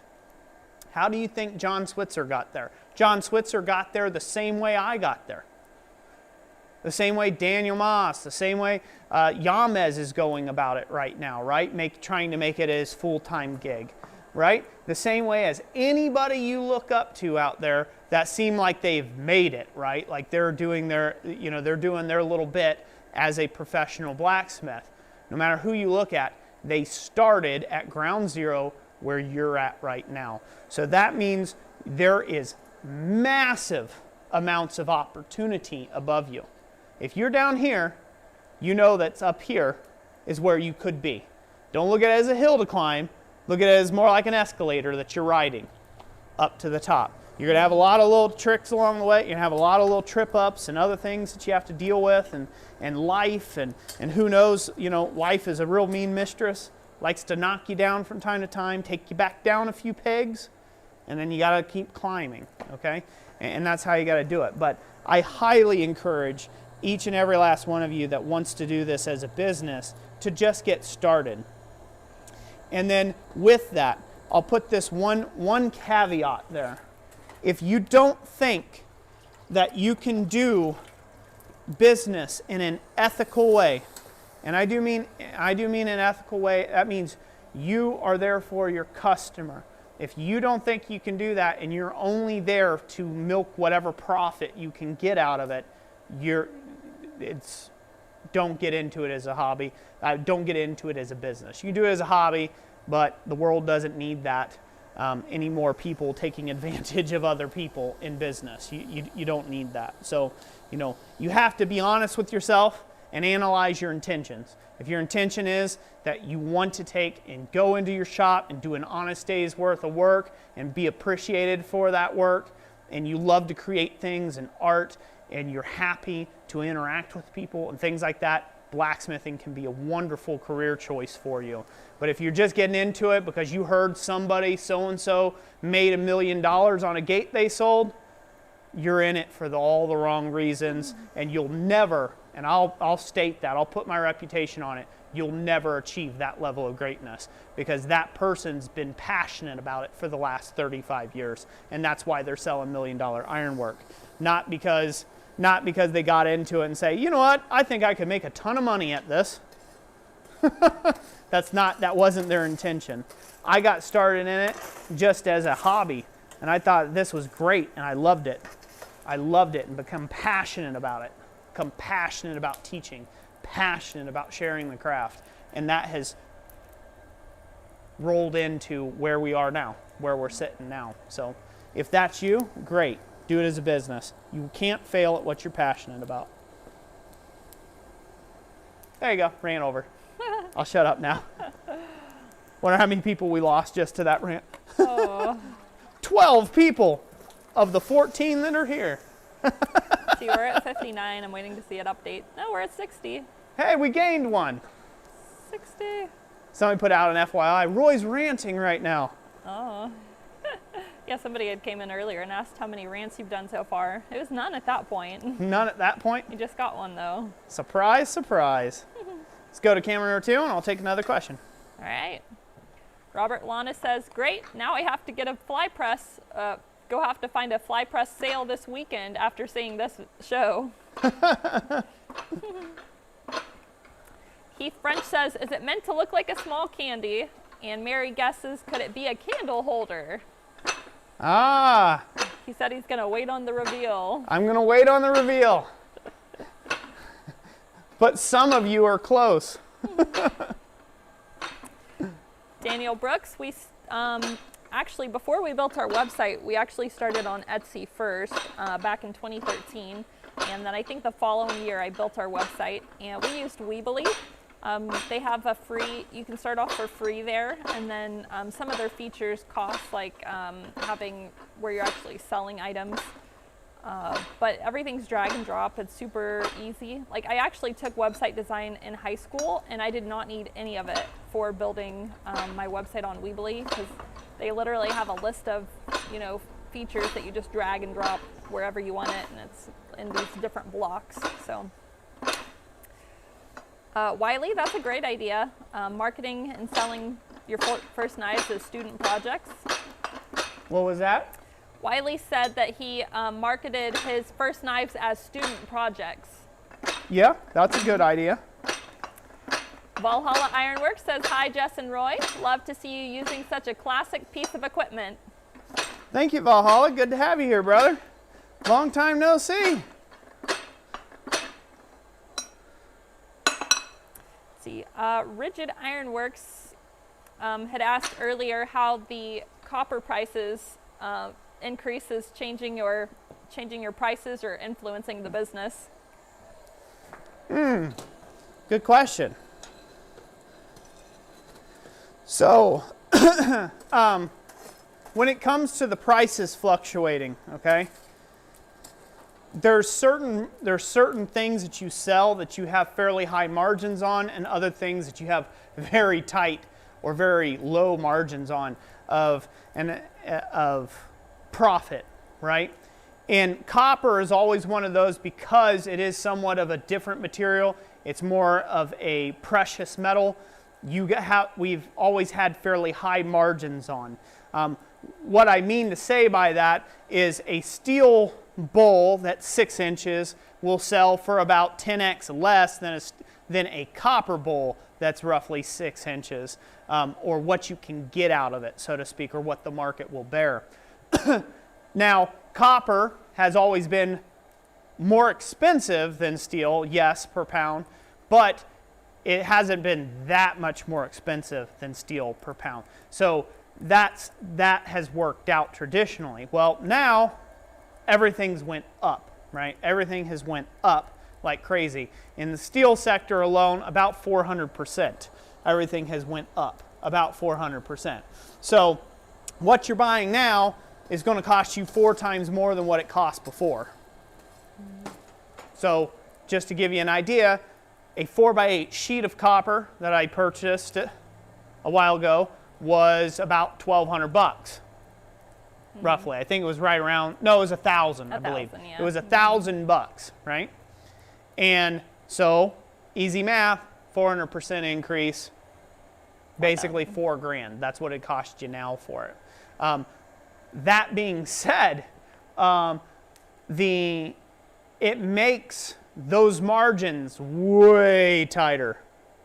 They're way more close together now. So for instance, on this job,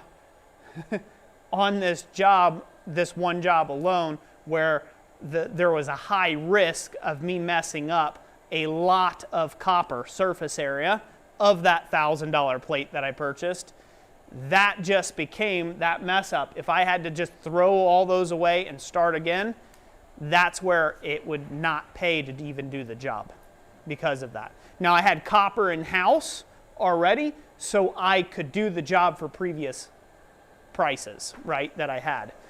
So I was able to quote the job not for $9,000 like I should have, but, you know, for in the $2,000 range I was able to quote the job for. But there you go. Again, that may sound like a lot of money, but when you blast through $450 of it, right, and then you start again on another $500 some odd dollars of it, you went right down to zero, right? So had that been a $1,000 piece of copper I had to go buy again, I could just chalk it up like, oh, well, whatever, you know, I'll just go and buy that, and then I'll have some for the next basin job that will end up, you know, taking care of it. But to speak more how it affects the business currently, I have been doing a lot more teaching here recently, conferences, teaching engagements, the YouTube as well, everything that we've been doing, the plasma cut blanks that we've got going on, all the various facets that is a part of our business now. I haven't been doing custom orders and custom work. This is the first custom job that we took on by choice in 6 months. So as far as that is concerned, it hasn't really affected our business that much when it comes to that. Now, if I was trying to really push, if you go on my website, you won't find any baptismal basins. This came in out of the blue. If I was really trying to push and market this, it would very much affect the business, because I don't know about you, it takes a special kind of person to be able to pay the kind of money that is in a basin, a hand-raised basin like that. So that means your target audience is really narrow. So what I would do in a situation like this, say if you're working in something like tool steels, or say if you're working in something material-wise, now's the time not to go huge and let's do huge ironwork, like let's go forge the next Colossus. Right now's not the time to do that. Right now's the time to work on your smalls, right? Right now's the time to work on them hooks and, you know, meat skewers, right? Stuff that you can still get margins, high enough profit margins on to afford and fund some of your larger projects. Right now is not the time to be doing great massive railings and whatnot. If you're already committed, you're already there, but you know, it's not the time for it. And if you wait, and it'll come down. It'll crash, and then you'll see a bump. It'll be a secondary bump. I'm not your financial advisor. This is just plain logic for you and reasoning. But right now, we're like this. It's going to do this. And then all of a sudden, when it goes down like this, everybody's going to be like, oh, it's so cheap, I want it now.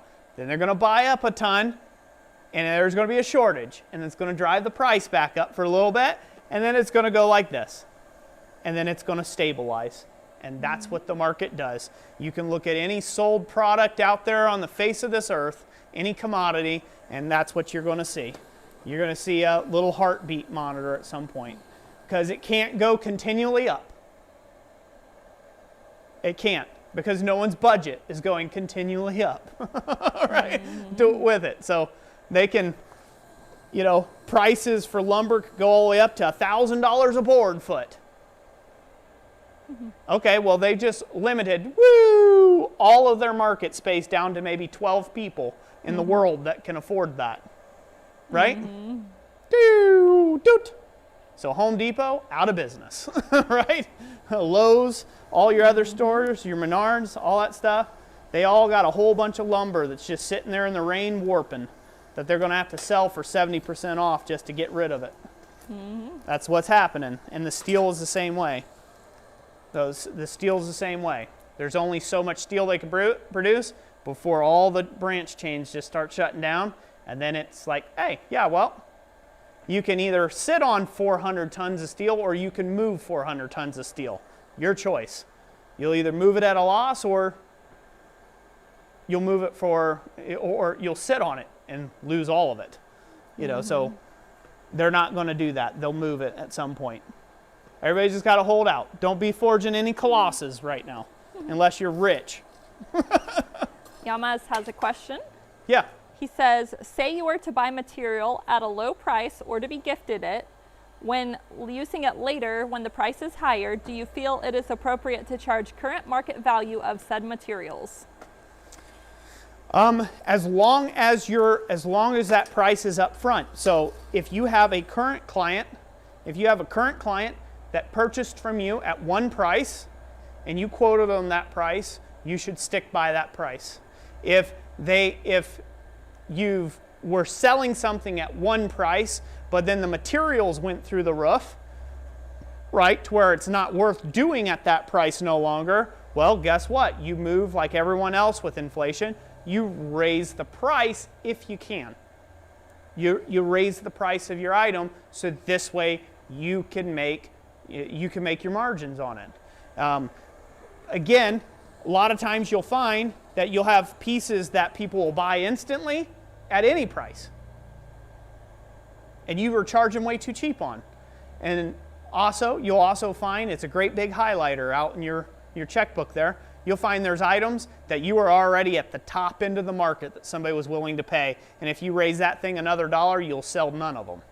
So there's certain items you can and certain items you can't do that on.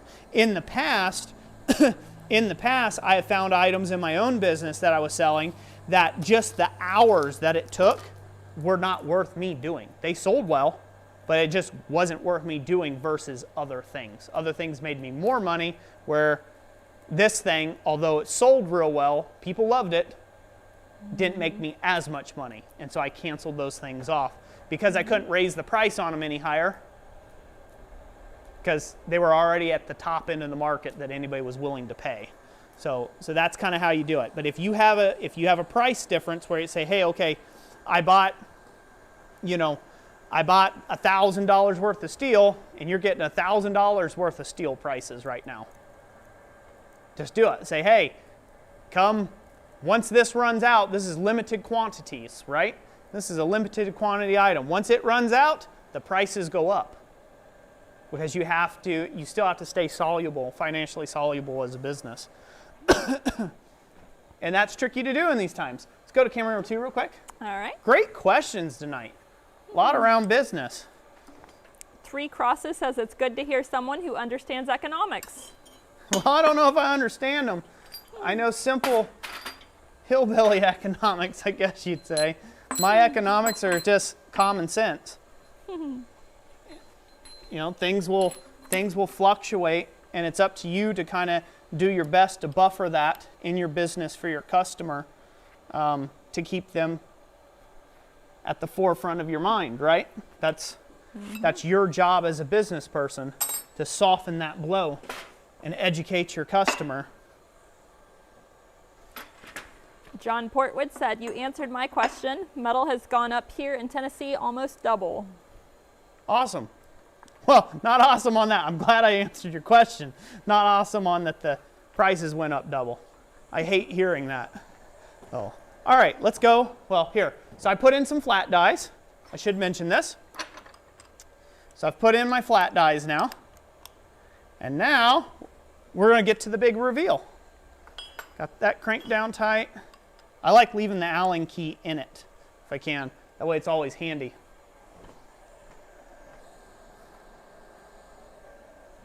Are we at camera number 2? Yes, we are. All right.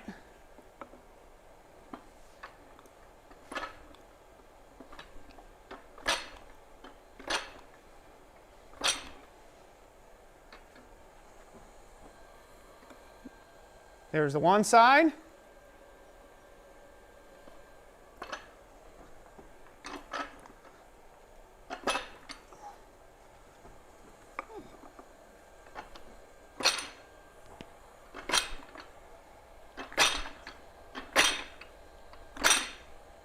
There's the other side. Might have to get that hot again one time. So somebody guessed a candy. Mm-hmm. And they're correct. That's kind of a cool finial, though. Yeah, it's a cool finial. You can also turn that into a person with a headdress. So that's Yeah. their body, the head, a little headdress action. Or a girl with flowing hair. I was gonna say you could split it in half and it could be pigtails. Yep. You don't need a fly press to do this. You just need a guillotine tool to guillotine in on pipe. I'm just showing with the fly press what's possible. Fairly simple tooling in the fly press. How quick it is functionally to do this. You could get set up to do a lot of this. You know, make a whole bunch of necking downs on the pipe, then separate them, and then take each one and put it under here and squeeze the ends flat to make a candy. You know, pretty basic. Now this will get forged to be ruffled, like the ends of a wrapper, candy wrapper. Yeah. All right, there you go. There's that. Now, with that spirit in mind. By the way, we are sitting at 7 o'clock. Okay, good. I'm not worried. Is anybody else worried? I don't think so. No? All right, let's go to camera number 2, Jess. Okay. Are you there? Yep. Okay, so now I'm going to show you crushing some copper pipe under the fly press. So I actually picked up this piece of Schedule 40 copper pipe from Home Depot, which is murder on your wallet. Murder on your wallet. So if you can find it scrap, that would be a much better idea and use for your bucks. But if you can't, you can go down to the local hardware and grab you some like that. So now this, we just cut off. This is roughly, let me grab my tape measure here. See how tall this thing is. This is, yeah, about 4 inches. It's a little under 4 inches, but let's just call it 4 inches of material, or 100 millimeter, and it's 1 inch diameter copper pipe. So I like leaving it hard first. This is a hard copper pipe. In plumbing pipe, I like to start them non-annealed first. I find that you get better crushing action on them. So I'm going to give this a little bit of, straighten that up a little bit. All right. All right, I think we're good.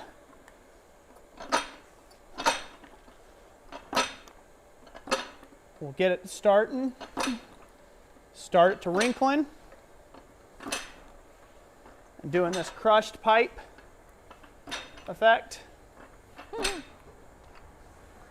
Crinkle it right on down. This is all cold.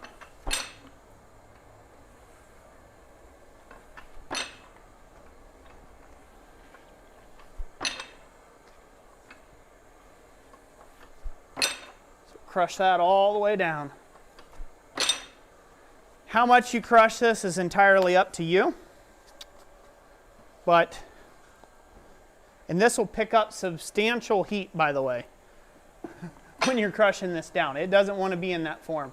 Let me bring this up and show it off here. Where am I? There I am. Let's see here. Can you see it real clear now? Yeah. See how it gives that really neat, interesting look on the side? Right? Yep. Am I in focus? Yes. See how that's a really nice, neat, interesting look on the sides? And here, let me get up even closer. Get in your face. Does that look good? Yeah. So can you all see that? So those are some really neat little lobes and things like that.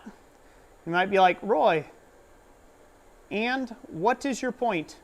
Why did you do that? You just made scrap metal out of very expensive pipe. Well, I'm gonna go grab the example piece out of the other room and show you why I did that. So right after I get this camera refocused on the dies where they belong. I'll switch the camera angle for a minute for anybody who gets easy seasickness. Huh? I said I'll change the camera angle for a minute so they don't have to watch all that. Well, it's live, folks. This is what you have to deal with when it's live. We need to start a new camera fund for camera number 3. Huh? Yeah. Get a third camera. That way we can do a. That way we don't have to give anybody motion sickness when we get started. Let me go grab that other part. Okay. I'll show them. Be entertaining, Jess. Be entertaining. Talk to them wildly. All right. I will tell you guys about our upcoming events. Our next one is going to be attending Quad State in Troy, Ohio. That takes place at the Miami County Fairgrounds. They're having it this year, so we're excited about that. We've been going to Quad State for several years in a row, and minus last year, of course. So we look forward to being there. Also, Roy's Garden Bench class in Goshen, Ohio was originally scheduled in July, and it has been rescheduled to October. That'll be a much nicer weather time to be working on large bars of metal, and so we were able to get that rescheduled in October, and hopefully there's some nice cool weather during that weekend. And that's going to be a 3-day class. And then lastly, our last class of this year will be Gifts from the Forge, and Roy's going to be working on luminaries, things that have to do with candles and things like that. And there may be some other Christmas gifts thrown in there too. And that one will be in Goshen, Ohio. Back to you, Roy. Well, thank you, Jessica. Back to me. You're so sweet. Oh, how'd she do? Hopefully good. Yama says he can't wait till Quad State.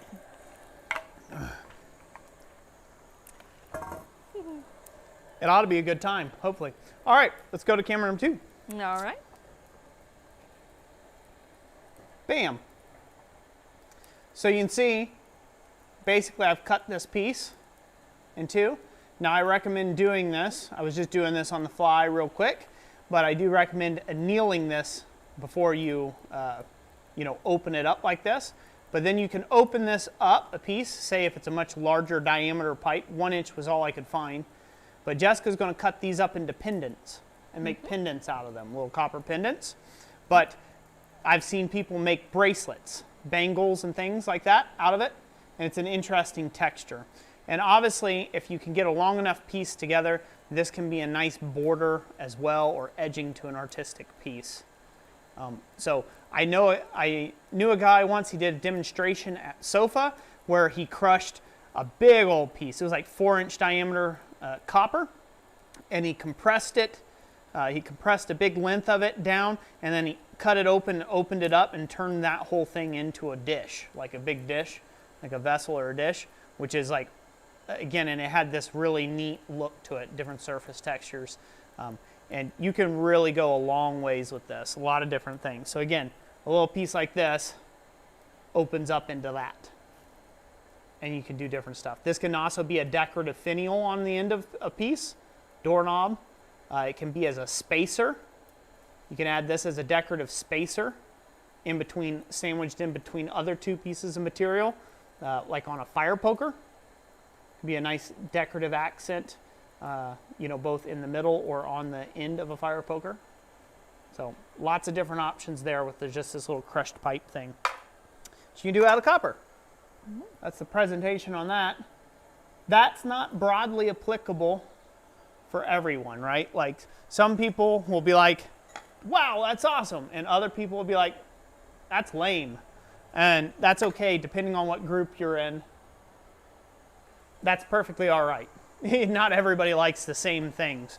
That's just one thing of many that you can do. So now I'm going to take, people have asked before about, the forging capacity on this, like how effective it is at forging. And I've tried to show that in several videos of how effective it is at forging. And, sometimes it doesn't come across like in real time how effective it is, just because of the way you have to edit stuff, chop things up so this way they're watchable. So I'm going to take this 1-inch round diameter piece of material, and I'm going to forge down the end of it here. So I'm going to forge it down so you guys can see exactly how long one heat takes on a 1-inch diameter billet, if you will, 1 inch thick of material. When I worked on the hammer, when I was working on that wrought iron hammer, I used the fly press to help squeeze and square up some of my sides and kind of help consolidate the billet a little bit of this hammer to get all my welds, you know, clean and tidy and finished up. And it worked great for that. It was able to squeeze it and put a good amount of squish on it to where I wasn't like fully throwing a lot of weight at it. I mean, I had to control it, right? I didn't want to go too far with it. So it had enough oomph to squeeze a wrought iron billet that's roughly 1.5 inch square material by, say, 4.5, 5 inches long. So it had enough oomph to squeeze that, for anybody who's wondering. Questions, comments, complaints, concerns, Jessica? Sure. Sean Anderson says, Roy did it again, just entertained them and gone. Yeah, I've got to get used to that, you know. After a couple years worth of live streaming, it's like, just come up with something. And he also asked earlier if we're going to have to increase the price of our blanks due to steel prices. We have been avoiding that. We've just been taking the hit on our profit, and we're trying to ride out the price storm. So we're going to keep doing that as long as possible, so long as the steel doesn't go doubling again of what it's done already. And that's one of those things where like the blanks, right, that we're selling. Right now, we're still in the green, so to speak. Not a lot of green, but we're in the green to where we can still buy more material if we need. We can still buy the things we need for the plasma bed. We can still buy consumables and keep recycling that and, you know, eke out an income out of it as well, right? So we're still soluble when it comes to that, but you know, if push came to shove, where I mean, a plate of steel costs us $1,000. Well, we either don't sell anything, that's one option, or you raise your prices, you know, to meet the demand. But again, that's where I say it's up to you as a business owner to try to make sure that you're not just so. This is why it doesn't help to undersell yourself or cut yourself short, right? If you undersell your work up front, then when it comes time that the little bit of margin you were making to pay your bills with, once that dissipates completely, then you feel like twice as much of a bad guy because you got to jack all your rates up, right? You got to jack all your prices up, when really that's probably where you should have been already, right? So if you price correctly, you should be just high enough where those market fluctuations, you take the hit on the back end and you don't have to keep jerking your clients or your customers pricing around on them, because nobody would like that, right? How many of us like the cable bill to take and just change their prices at willy-nilly and random on you and say, hey, last month I know you only paid $40, but this month it's going to be $400.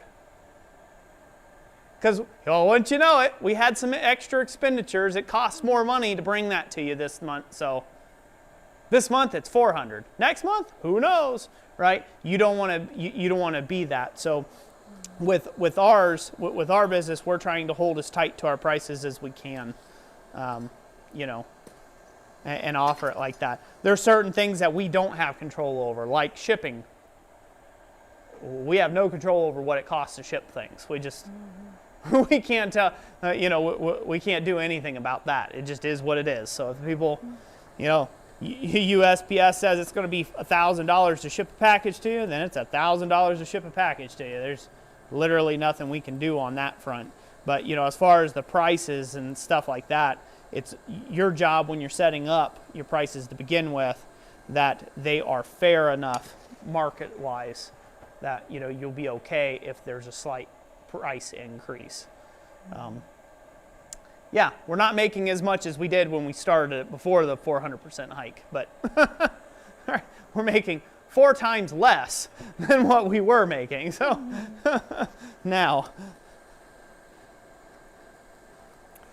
Daniel, yeah, well, I'm sure we'll try to stop by coffees at some point during that weekend. Robert Lanis says that would make a great border. A lot of people are inspired. Mountain Home Forge has great idea. Now I want to make some bracelets. Cool. I'm glad they're inspired. By the way, you can do this in the vise, by the way. You don't have to have a fly press. You could actually do that crushing copper anyhow in the vise. You just put it in there. You can't get real big copper, but you could put, you know, small copper like that in your vise jaws and crank them.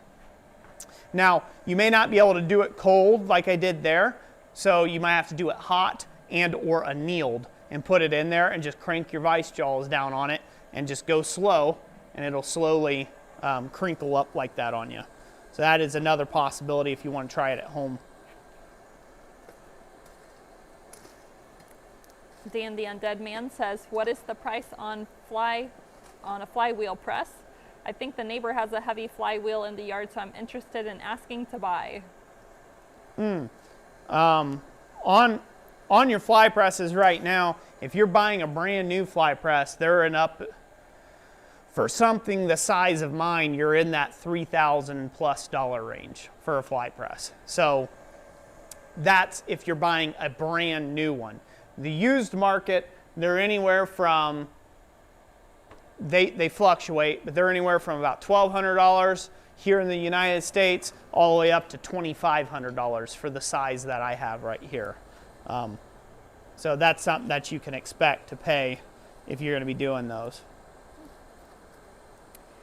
Bridget Ironworks asks, can you just simple hammer it, copper pipe to crush it? If you put a flatter on top. So if it's really important that you don't get any angling of your hammer, right? And you're just not going to do that by hand hammering. So in order to crush it down perfect like a Pepsi can or something like that, you need to put a flatter on top and then strike on top and have a nice even compression across the whole surface. That's kind of the key there. Oh. All right, let's go to camera number 2, Jess. All right. Well, that's all set up. So we have this nice and hot. So the secret to this is you want to take small bites.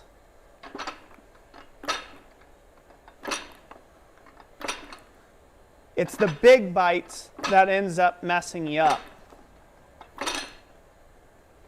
So this is 1 inch, again, material.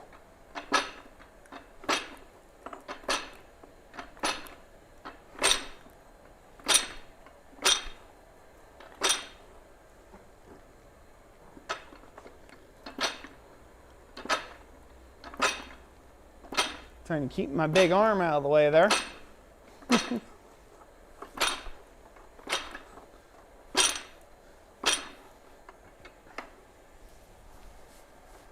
Can they see that all right? Yes.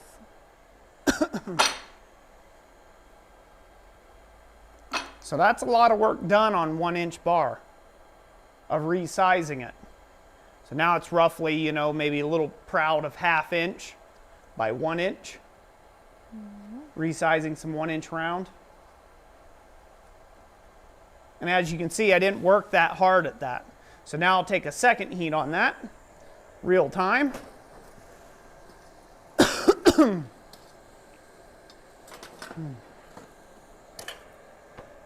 I'll showcase how that works. What everybody think?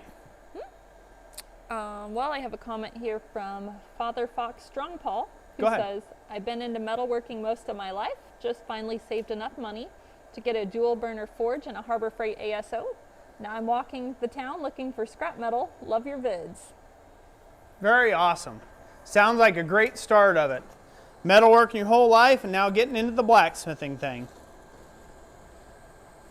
Don't discount those humble beginnings, brother.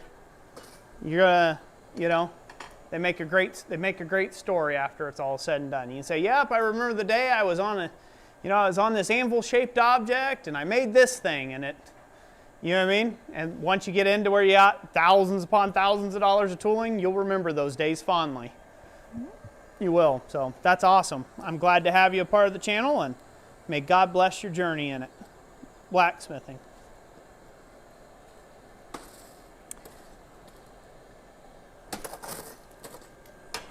RN Forge, hello. Hey, little T. Roy. What's going on?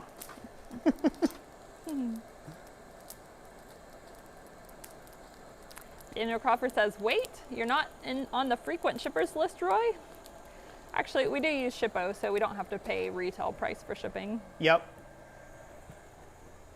And also we have a UPS account also, so discounted pricing there. See, that's the interesting thing. It's the interesting thing about business, right?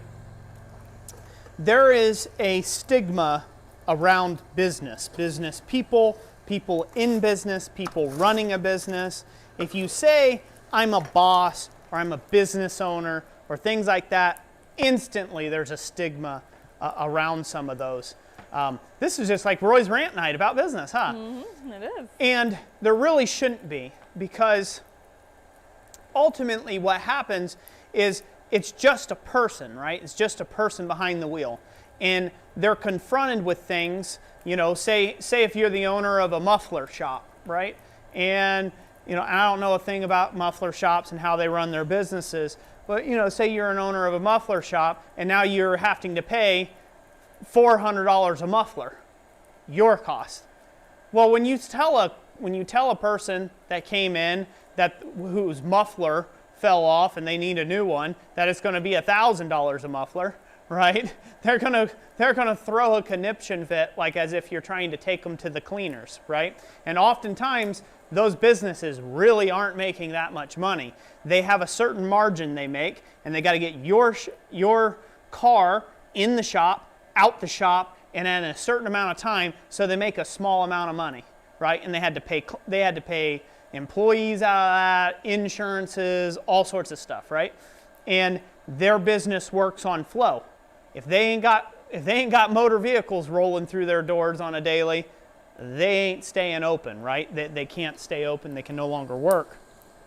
And so again, on that upfront cost, and just ironwork as well, a lot of people say, oh, geez, costs that much? And it's like, even when prices are down, when it comes to the materials, the majority of the price when it comes to ironwork is your labor. That's the majority of the cost when it comes to ironwork. It's never been the materials. Yes, the materials fluctuate. They're going to go up and go down, but you should be charging appropriately for your labor to begin with. And then, yeah, you're not going to make as much. And then you're going to have the same. You're going to have people who say, wow, that's way too much. You know, wow, you make too much. That's a funny thing to say to somebody, right? Because what are we all doing but yet trying to make too much? Everyone in this live stream, everyone you'll ever meet is all trying to make too much. That's the goal in life. But in reality, when it comes to running a business and things like that, it's just so much more complex, and there's so many more stressors and things that go on with it, and insurances and taxes and you name it, that it's not just it's not that classic movie trope definition of the fat cat sitting up there somewhere, you know what I mean, on his high haunches, making billions of dollars while the world suffers. That's very, very rarely the truth of the subject matter. And, you know, so when it comes to right now, you're going to see a lot of that. You're going to hear a lot of that. That's what's going to happen right about now, just because of the prices. It's big, like I said, it's a big highlighter. Anytime that there's something bad going on in the world, or slightly negative, it's a big highlighter of all those little inefficiencies and all those little idiosyncrasies of business. I forget what I'm trying to say. There's a word I'm reaching for here. I'm not quite grasping it. Idiosyncrasies. Yeah, something like that. But yeah, it's just a big highlighter. It's like, oh, look. Oh, you're not doing so well. Well, you weren't doing well for like the last 7 years on that one product, and you should have ended it 7 years ago, but you kept doing it, right? And it's like, then the way the Lord works, oh, he just brought out a big marker. There you go.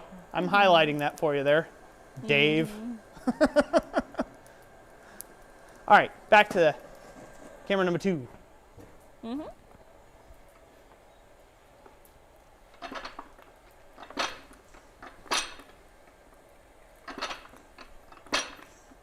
So with any press, you want to take small bites,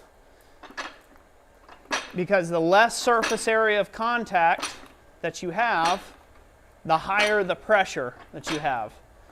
The more surface area of contact you have, the higher the resistance you have to that pressure that you're able to put out with the press.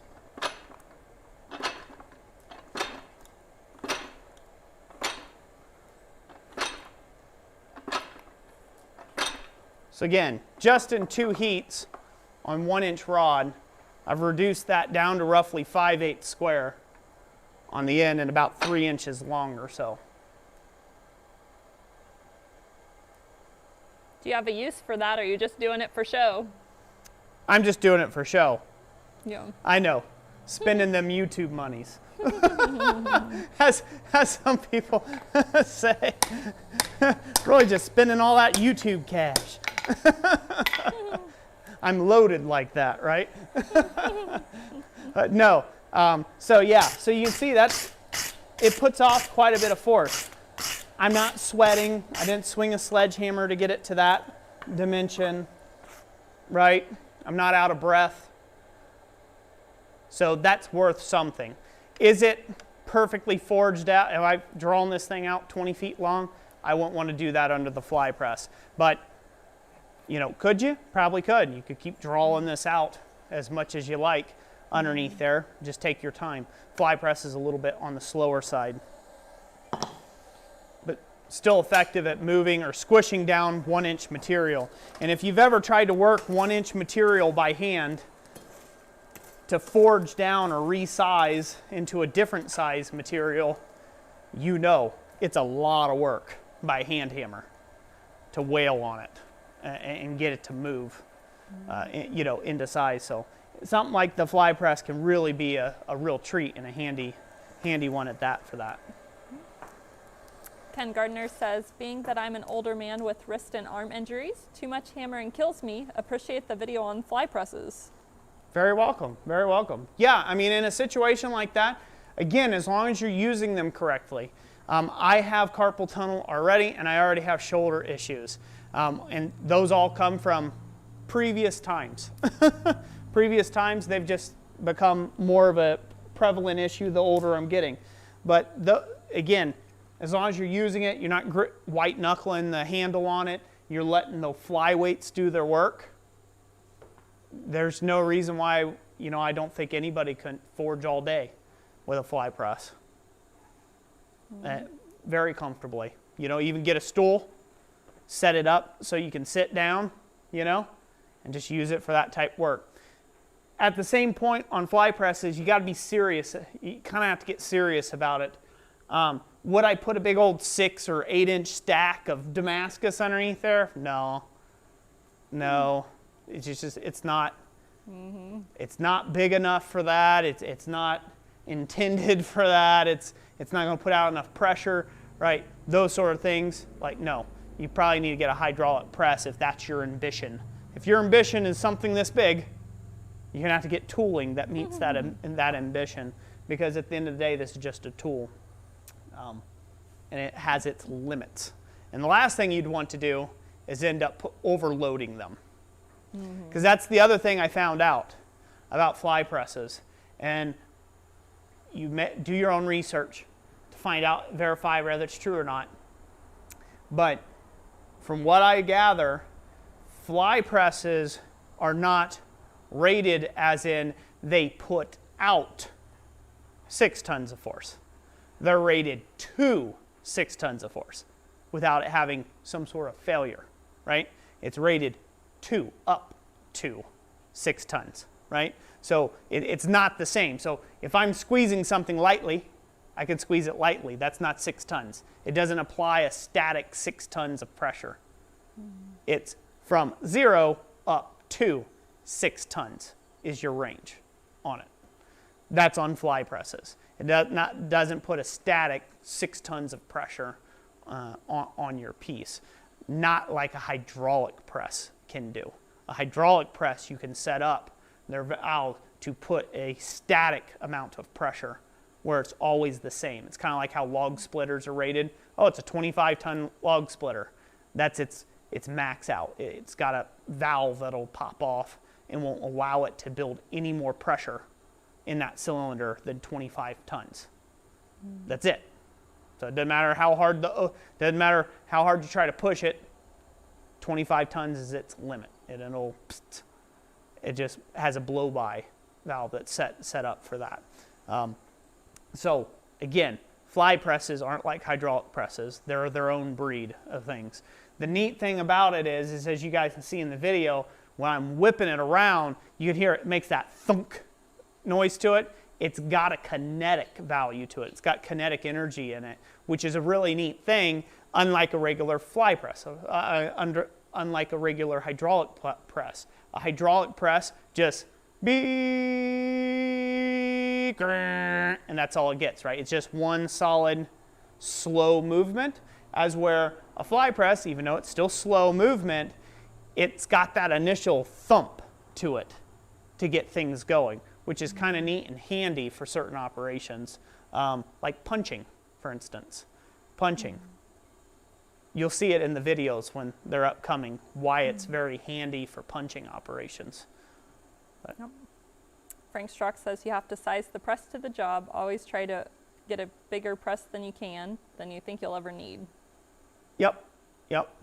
And reverse size it too. So if you're going to just make little tiny things all day long, there's no need you spending 40 grand on a big, gigantic, 200-ton press or something like that. There's no point in that, right? If you're just going to stamp out little jewelry items. So you have to know what that need is and size it accordingly, right? In a blacksmith shop, yeah, it kind of goes without saying. Bigger is probably almost always better because you have more scope. You have more range of things that you can do. Whether you ever get there or not, you have the range. You can always buy smaller for cheaper. But if you can get a good deal on something bigger, bigger is better, generally speaking. It's a very big generality. Not when it comes to hand hammers, though. That's a rant for a whole nother day. Hey, Uncle Buck. Hey, Steve. Good to see you, bud. No. More questions, comments. Frank Strzok says, because if you buy a 25-ton, for example, and then one day you get a job where you need a 50-ton. Yep, perfect example of it. Perfect example of it. So, yeah, my power hammer that I have that I'm going to rebuild, I'm going to end up building it. I'm going to build another power hammer. I'm going to leave it like it is and probably end up selling it to somebody. But the bigger power hammer I'm going to build, it's because what I need a power hammer for is specifically just for tooling, making tool stuff, tool and die stuff, occasionally drawing out a long length of something, and that's it. But in general, I do most of my work by hand, hammer and anvil. That's what I do. I do have certain helpful tools around the shop. The fly press is going to be really great, and I'm going to mainly set it up for repeatability, for repeating elements. So die work, like closed die work and things, that's what I'm going to mainly use my fly press for. I'm going to have a much bigger power hammer that I'm planning on building, and that is going to be made for making tooling. It's just easier to move large masses of material, with a power hammer. This is than just your regular old hand hammer here and at the anvil. So I already know how to draw a taper out at the anvil. I don't need to draw 500 tapers out at the anvil anymore. I can have power equipment do it a lot more efficiently and save myself those few hammer licks. A Tinker's Dam says, do fly presses have a static load and an impulse load rating? As far as I know, they don't have two ratings. They just have one. It's 6 ton. It's up to, because it doesn't have a static necessarily a load rating on it. It's up to 6 tons. That means it can handle up to 6 tons of pressure. It can apply up to 6 tons of force. That's it. That's what it's rated for. If you, like anything, like I did a big rant video a long while ago. It's one of the most popular videos on our channel almost, about don't put cheater bars and don't use your feet and everything else trying to kick a post vise right, and over crank a post vise, because once it reaches its limit, it's done. You're not doing anything more. You're just bending stuff, and you're stripping threads in the ward box or in the screw box of your vise there. Same thing here. These have threads on them that go through a casting, right? So I've reached a dead end here.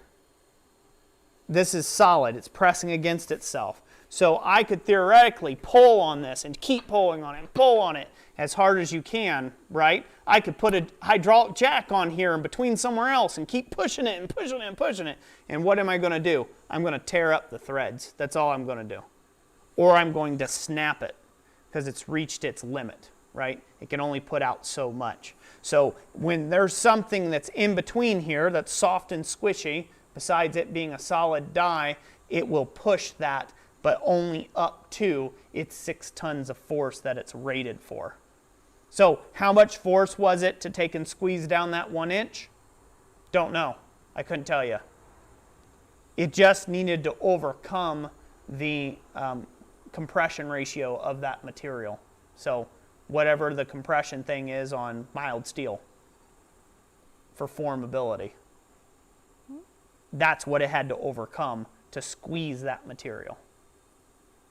So as long as you're there, you're good. Obviously, and you can check that up. You can go Google that online and find out exactly how many thousands of PSI it takes to move material, hot, cold, mild steel, various alloys, things like that. And then you can judge that according to size. Obviously, say if that was a 4-inch billet, it's going to take way more pressure than 6 tons to squeeze anything. So even though it's squishier, you're going to be sitting there pulling on it and jerking on it, and you're just doing damage to the equipment. So just FYI, something to think about when it comes to those. These things were originally built, from my understanding, and I say from my understanding, which is limited, I haven't had them this long, but from the research I've done on it, these things were originally designed and built to basically push bushings into, you know, like, just bushings, like bronze bushings into sleeves, you know, for wear joints on all sorts of automotive industries. That's what they were used for. The whole tool was designed specifically to push bushings into a car part. They call it a tryout press. Yeah. And then people have adapted them for all sorts of other purposes, because they say, hey, you know what, this thing's actually really handy at a whole bunch of other things besides pressing bushings. So you got people got things set up with dies on them for shearing off pieces, punches to punch things, hot work, bending, you name it. The sky's the limit on the tooling. Tinker's Dam says no cheater bars. No cheater bars. Well, yeah, I mean, you can always try it. Mine will shift right in the ground that it sits. You put a cheater bar on it. Good evening, Mr. Coffee. Hey, John. Good to have you in the house, in the forge. I keep saying that. Keep messing that part up. In the house, in the forge. Where am I? I don't know. Uncle Buck says he's been really busy playing on his time off work. Oh, yeah? Little vacation time, Good. huh? Hopefully you're getting a lot of forging done. Or fishing. Or whatever your relaxed or whatever. pastime is.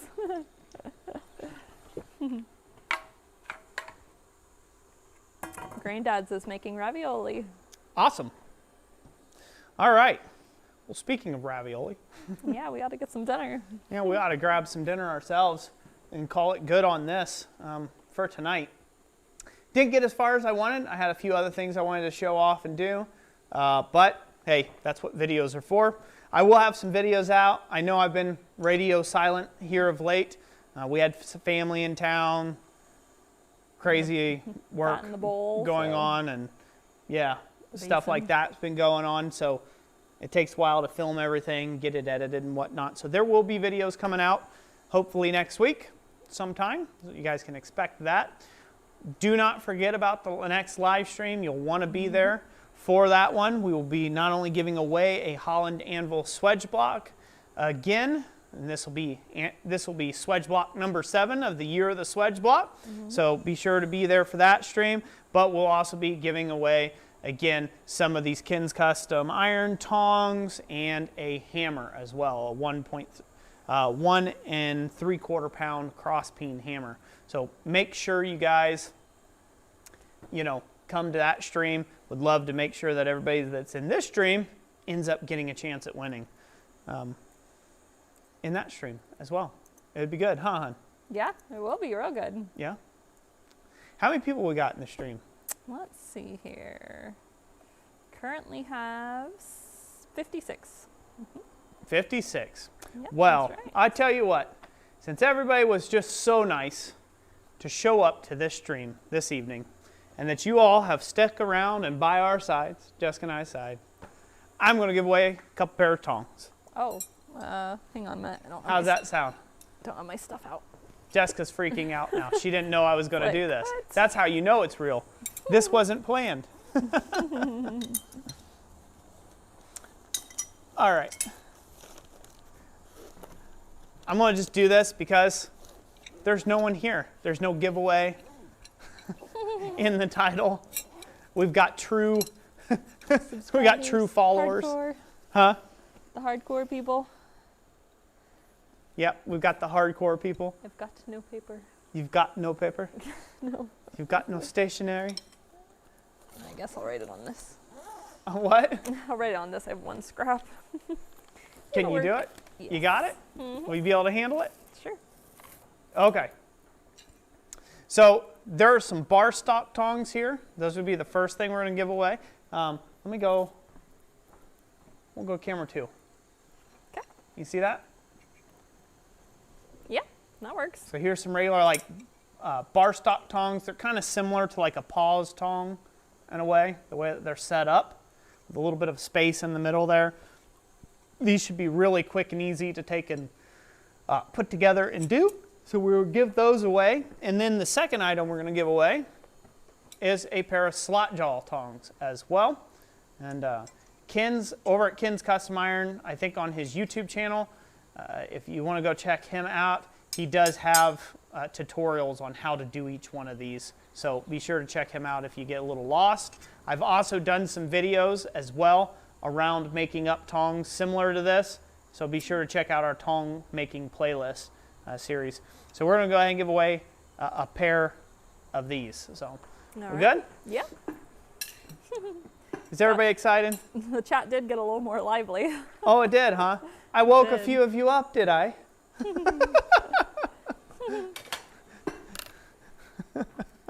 They say free? A couple of them were like, honey, hold my beer. Break out the thumbs. It's like, I got to get out on this. So, like it always works, I probably don't have to tell anybody, but we're just going to pull one random name from the people who are commenting in the comment section right now. Whenever I stop ringing the anvil, Jessica's going to scroll at random and find somebody, and that's going to be the person who wins. So we're going to start off with the bar stock tongs first. Okay? All I'm right. going to start with giving those away. These will come with a rivet, by the way. These will come with a rivet, so you'll have everything you need to actually make them there. All you have to do is bring your own sweat equity. All right, we ready? Yes. Steady? Go.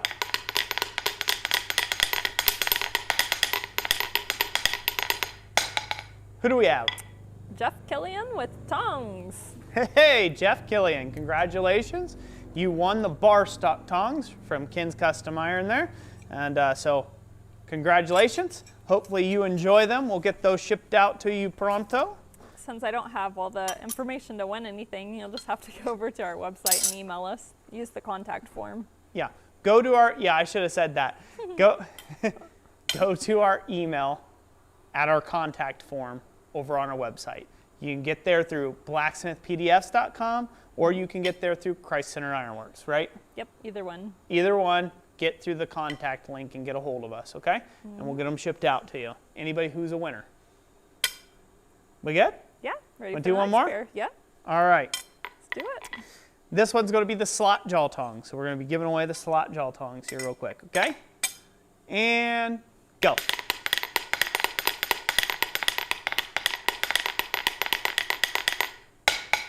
Who do we have?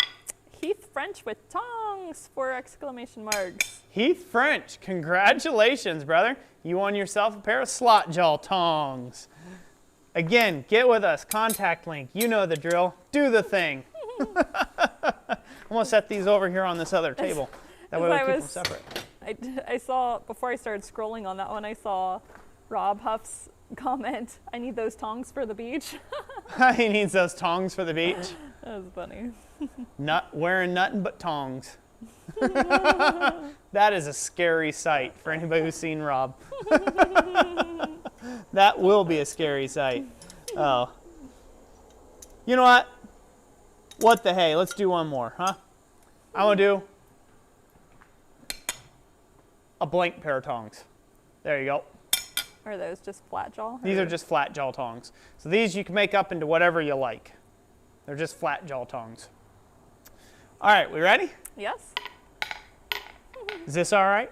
Mm-hmm, yeah. I totally threw her off her game. Yeah, I did. I was not prepared at all. She was not prepared at all. But that's because I just wanted to do it spur of the moment. Because I that, like these people. You're that kind of guy. Because these people have supported us, huh? You like spur of the moment stuff. I do. We'll see what we got. Who do we have? We have 410 Forge Blacksmith saying this close. 410 Forge Blacksmith. Congratulations. You won a pair of these tongs. Awesome. Everybody needs to get with us, and preferably soon rather than later. So I know I just beat that ominously into my hand. It is a pet peeve of mine waiting 2 weeks before you get with us. It's kind of one of those things where we do our best due diligence that the next time we're able to package stuff and get it shipped out, we do right away. And so do your best by getting with us instantaneously, please. Jessica will confirm with you. It's not that hard. You type with your little typey fingers and saying, yay, I won. Here's my address. Here's my information. I'm confirming my age. I won. Yay, thank you for being such great people. And then we say, we like you. We got your address. They will be shipped shortly. It's a beautiful transaction, isn't it, honey?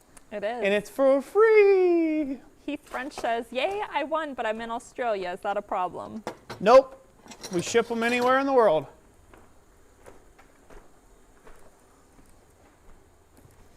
That's what the super chats are for. Hopefully we'll get more of those on the live stream, huh? The giveaway live stream. Yeah. I think we could do, I mean, since we're at it, we didn't go any sticker packs last time. We don't have them to show. We did, but we didn't could we? Still pull We should do some sticker packs, shouldn't we? Yeah, we should. Do we not have any in the shop? I don't think we have the complete set of the ones we were going to send, but they're like anvil stickers and then one that's at least one with our logo on it. Should I go over the other side and just grab some stickers? No, they'll be surprised. They'll be surprised. So we have stickers, some sticker packs. They're not materializing in front of you right now currently, but we're going to give away some sticker packs too. Why not? Right? Yes. So, are we ready? Yes. All right. 3, 2, 1, go. Who do we have? So wait a second. I had this random pop up right in front of the bar. No! Yeah, it's like some sort of news bar. Go away. Okay. All right. Shall I roll again? Roll again. Roll again. We have Mary. Mary Huthner. You guys are great. Mary, congratulations. You are a winner of a sticker pack from us. Please get with us through our contact email over at our website, blacksmithpdfs.com, and we will get you your sticker pack sent out to you. Greatly appreciate it. Oh, we ready? Yes. We'll pull another one? Yeah, let's do a few Let's more. do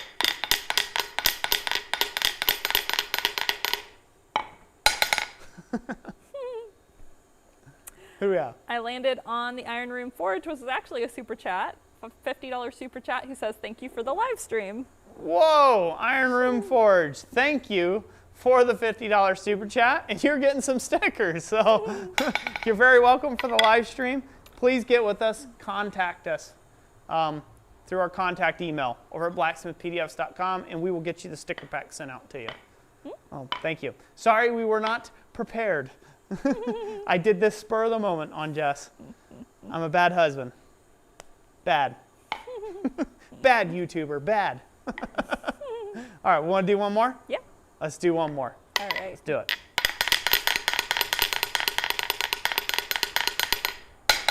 Who do we have? Daniel Brooks with stickers. Congratulations, Daniel Brooks, right? Mm-hmm, correct. You are the winner of a sticker pack from us. Please get with us. Redbeard's Forge, thank you for the $5 super chat for that shipping. Thank you all. Thank you all very much for the shipping. And You all are so gracious. Sean Anderson with a super sticker of a pair working out saying, keep it up. Will do, Sean. Thank you. Greatly appreciate that. So, all right, well, that's it. I'm glad we could do this where we sneaked this one in. This is great. Mm-hmm, we did. I like this. Oh, and CU Metals, thank you for your £2 super chat as well. Thank you, CU Metals. Greatly appreciate it. Thank you, everyone, for the super chats. That's greatly appreciated. Like I said, it goes a long way. It does. It goes a long way to taking care of shipping and all of this fun stuff. We couldn't do it without you. We wouldn't have had tongs to give away if it wasn't for you all. So, again, thank you. Thank you for doing that. And we keep this whole thing rolling, huh? Yep. Keep this cookie crumbling. Long term, hopefully. More snowballs Right. to come in your way next year. More snowballs? Yeah. Right now they'd just be rock balls, wouldn't they? Oh. No, nobody pay her to throw a rock Yamez at had to me. leave, so you're safe. What's that? Yamez had to leave earlier. You ought to be Oh, safe. Yamez had to leave earlier? Yeah. Yeah. He is safe, ain't he? Yeah, Yamez would have suggested it. He'd have been like, oh yeah, how much is it gonna take? Oh, anyways, thank you all for joining us. I hope I made it entertaining and fun enough. Showed you kind of some interesting angles, perspective of us messing around with the fly press. I had fun doing it. It was a nice, easy break from doing some sort of project, which is good. It's good to have fun from time to time. Next live stream, obviously we're gonna have all the giveaway stuff to do. So that's gonna be our big giveaway stream. We'll be doing that. I don't know what we'll be doing for a project just yet. My life is kind of crazy right now, so I'm trying to make stuff up as I go. Is basically where I'm at. I'm making things up as we go. So it'll be a mystery and a surprise of what the next live stream will be. That's But right. it'll be good nonetheless, hopefully. And I'll be well rested, hopefully, Yeah. and not wore out. Yeah. We'll see. Avoid the pizza. Yeah, not full of pizza. We're not doing full pizza night prior. That's no way, Jose. That's not going to happen. So, anyways, that's it. I was trying to think of something else. There was some other thing I was going to mention. Is it the upcoming events? I kind of went over those earlier, but You went over the upcoming events already? Okay, then I don't need to mention. That was the thing I was trying to think of. okay. We're good. Is there any more comments before I need to go? Let me see here. Or we're Dabaka, good? happy Independence Day and happy Anniversary Day. Yes, and I should have said that. Happy 4th of July weekend, everybody. Happy Independence Day. From our little neck of the woods to yours. Yep. Good? Yeah, good. Good. Thank you all so much. Thank you for being here. God bless each and every last one of you. And we'll catch you all on the next one. Bye now.